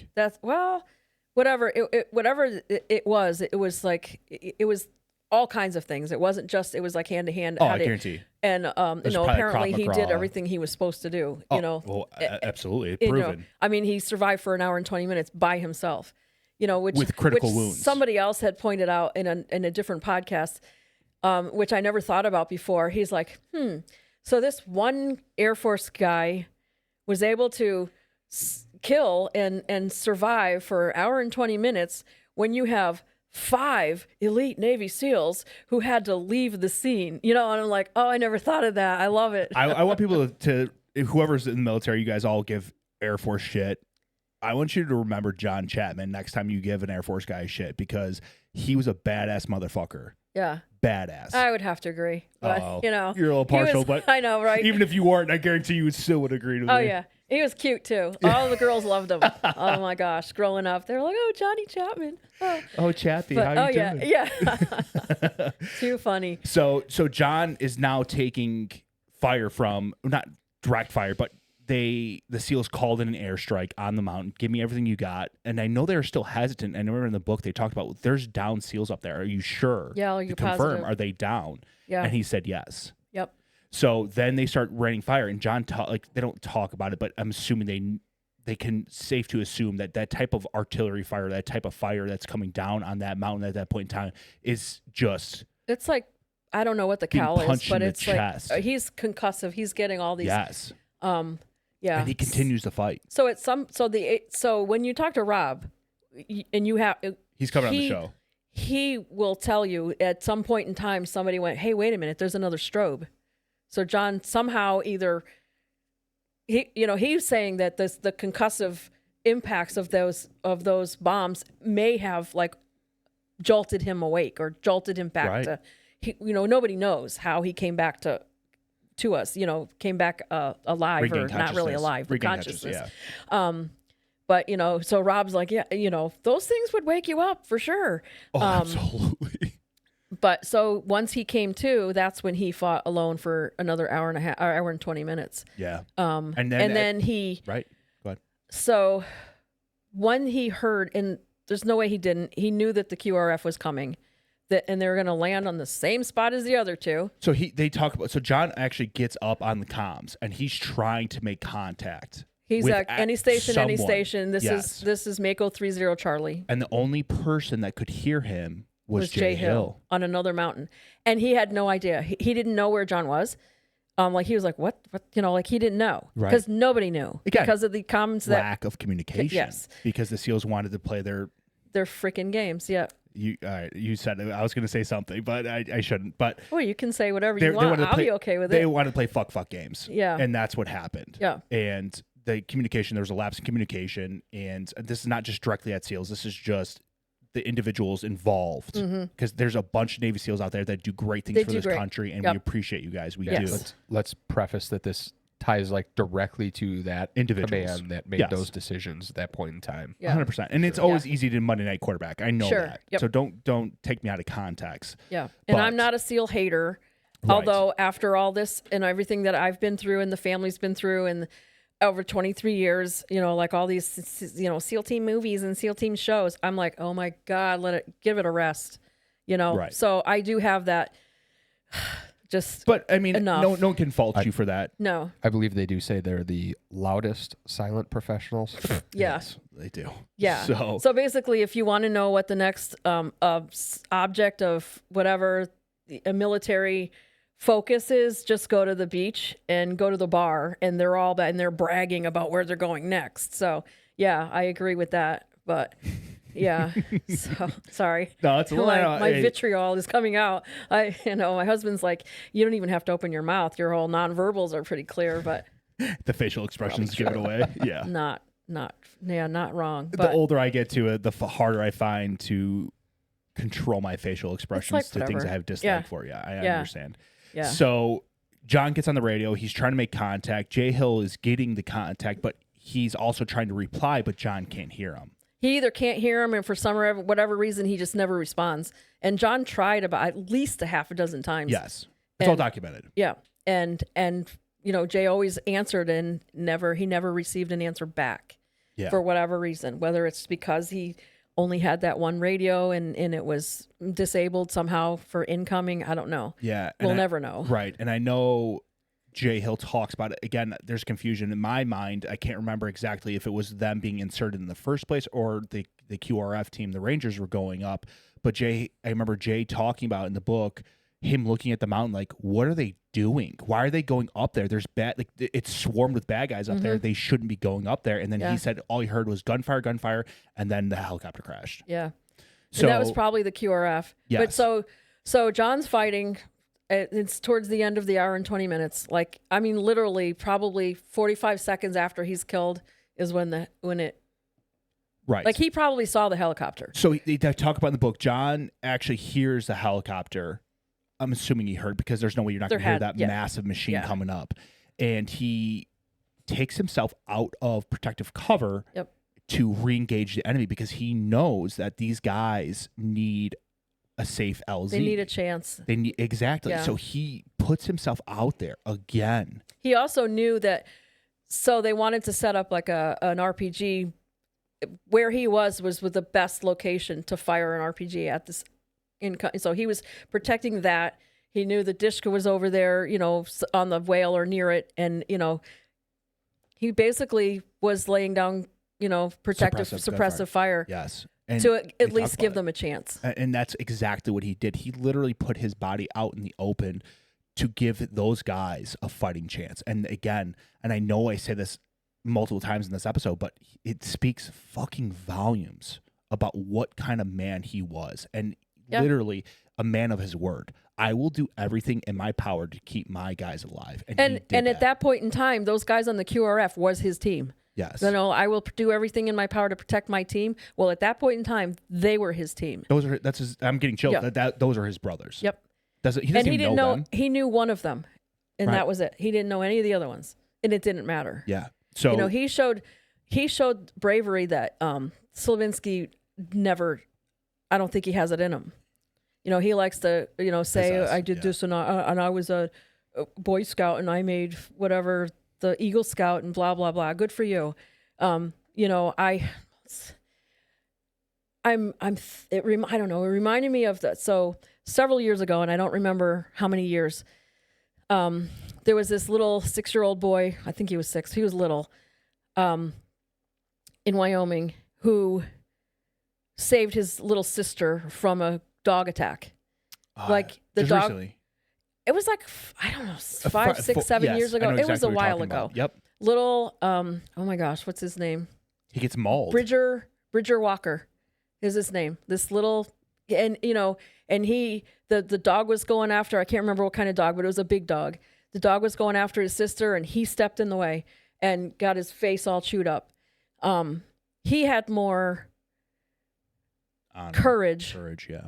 than Slavinsky ever could imagine having, or even would pretend to have. That little boy, just and he was quoted. What did he say? He told his parents, "If somebody was going to die, then it should be me." I did. It ripped my heart out of my chest. I mean, I don't know why it made me think of that little kid had more courage than this grown-ass freaking adult who's supposed to be some badass Navy SEAL. Slavinsky has no courage. That's the mentality John had. Exactly. And Slavinsky wouldn't have done that. Yeah. I can guarantee you if things were reversed and he was, first of all, John wouldn't have left him behind, but if he was in that bunker, he would have stayed in that bunker. Yeah. And said, "Oh, maybe they'll save me." Instead, John threw himself in front of that attacking dog and took it in the face. And he gave those QRF guys an additional chance. Maybe bought him some crucial moments because and those guys, so as soon as they actually crashed as well. Yep. And that helicopter pilot was another fucking badass. He was a bad dude. I think he's the one who got shot in the hand. Yeah, he talked about it. He said he looked down at his hand and his hand was glowing, but what was actually happening was the tracer round was in his hand, burning his hand. Yeah. And those Rangers and those two PJs, Rangers and two PJs. I mean, as soon as they got off the back of that helo, they were getting mowed down. They're being dropped, and they lost. Some of them didn't have a chance. As soon as they jumped off, they got killed. Jason Cunningham was one of the PJs who died. Yeah. He ended up with the Air Force Cross, and I think he should have been the Medal of Honor also, because he was gravely injured and he was still helping. Yeah. But all those guys on that mountain were true American heroes. But none of them had to die because that whole thing didn't have to happen at all. Right. So they lost 3 helicopters and 7 lives. For what? Just because we wanted to be the ones to get bin Laden and we're great, Yeah. And then they started lying about it from day one. From the moment they got off the mountain, they were lying. And the thing is, they would have gotten away with it if it hadn't been for. So we talk about the AC-130, but before that came out, there was the CIA drone. So the CIA drone pilot was sitting somewhere, probably in like Virginia Beach, all warm and cozy, and was like, "Oh, what's going on over here?" So he started flying over the mountain, and that's how we ended up with the first video that people could see online. Yeah, it's really grainy, and it wasn't until they had this AC-130 where there was like gaps in the CIA drone video, and they were able to stitch them together to get the whole picture and everything that happened. So the first one was the CIA drone video, but if I call sign Wildfire, is it Wildfire? For the QRF? No, for the for the drone. The drone. It might be. That sounds familiar. Wildfire. But they spoke about it. It circled that battlefield for like the entire thing. Yep. So I know when the QRF was up there, they referenced it. Yep. So if they hadn't, if this, I would love to like hug the pilot, of the drone, because if he hadn't, they would never or know she, the truth. We would have known. They would have just gotten away with the lies. Yeah.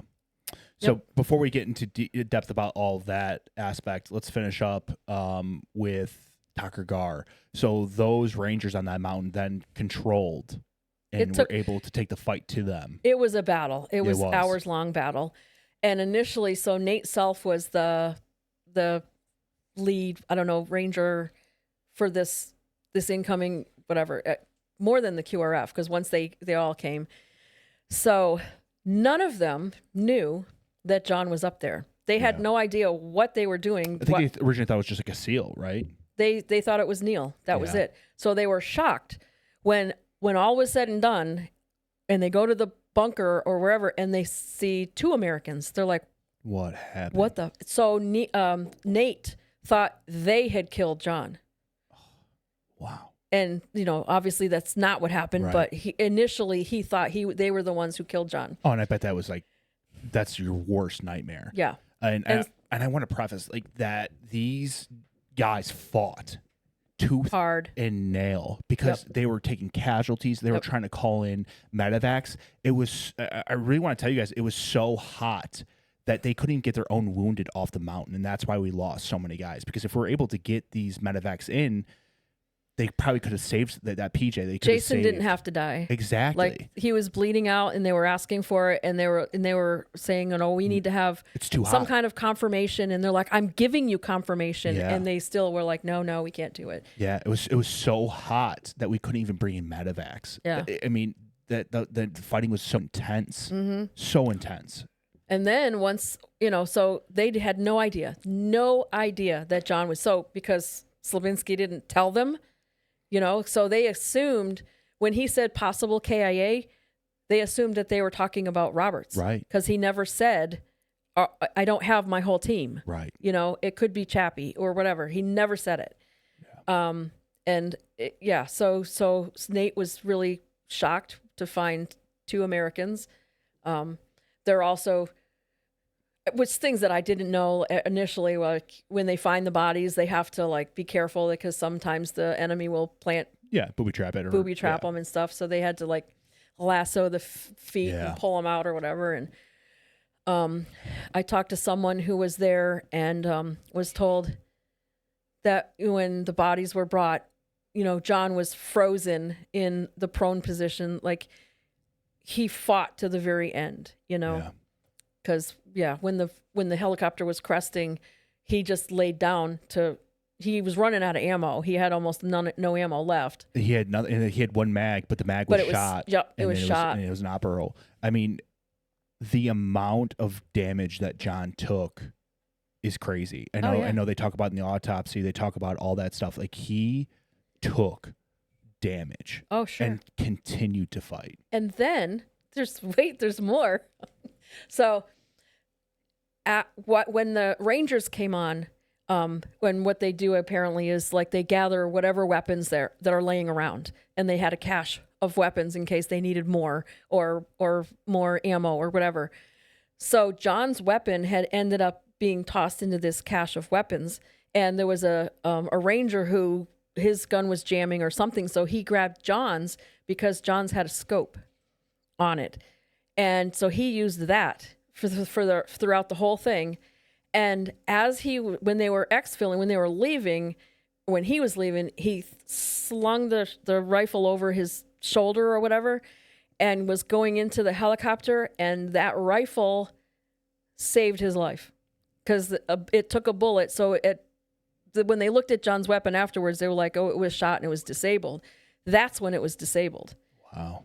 So, and John's saving people even after his death, Yes. No, I mean, John's not. No, like, but his rifle is. Yeah. And I mean this from the bottom of my heart. I hope he took out as many motherfuckers with that rifle as he possibly could have. Yeah, me too. Yeah. As he possibly could have. Yep. Do you have anything more on this part of the story before we come to a close on it?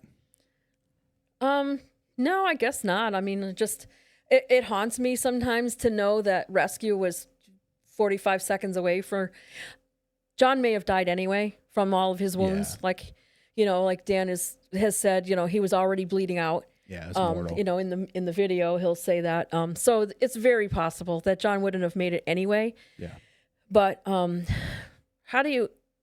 me as a sister, like he heard it. He heard possible rescue and he just missed it.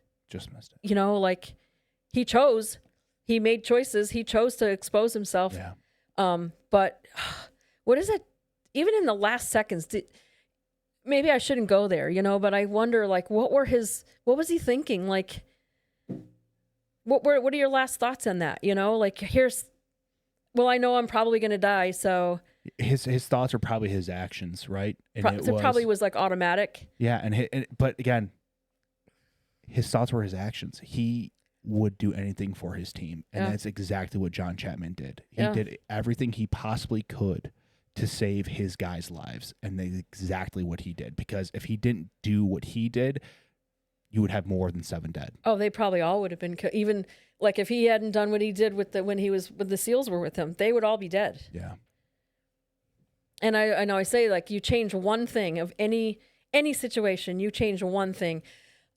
Whether it's a timing issue or a personnel issue or a weapon issue, you change one thing and the outcome is going to be different. Yeah. So if John hadn't been the CCT there with him, or if John stayed with the pilot in the bottom of the mountain, right, what would have happened? They'd be dead. I mean, obviously, I can't, that's a armchair or whatever, but I just don't. With taking John out of the equation, I don't think they make it. No, I think John Chapman's purpose was what played out. Right. And John probably saved more lives that day than anyone would ever realize. And he's a true American hero. And from the bottom of my heart, thank you. And I know Carrie feels the same way. Thank you to John for what he did for this country. Yeah. Thank you. Absolutely. Yeah. We appreciate you guys tuning in to another episode of Beyond the Dispatch. It really means a lot to us. Please like, subscribe, share. We can't do it without you guys. Thank you to Lori for coming on. There's more to come. So tune in next week. Lori will be deep diving into the after effects of what happened after Tucker Gar.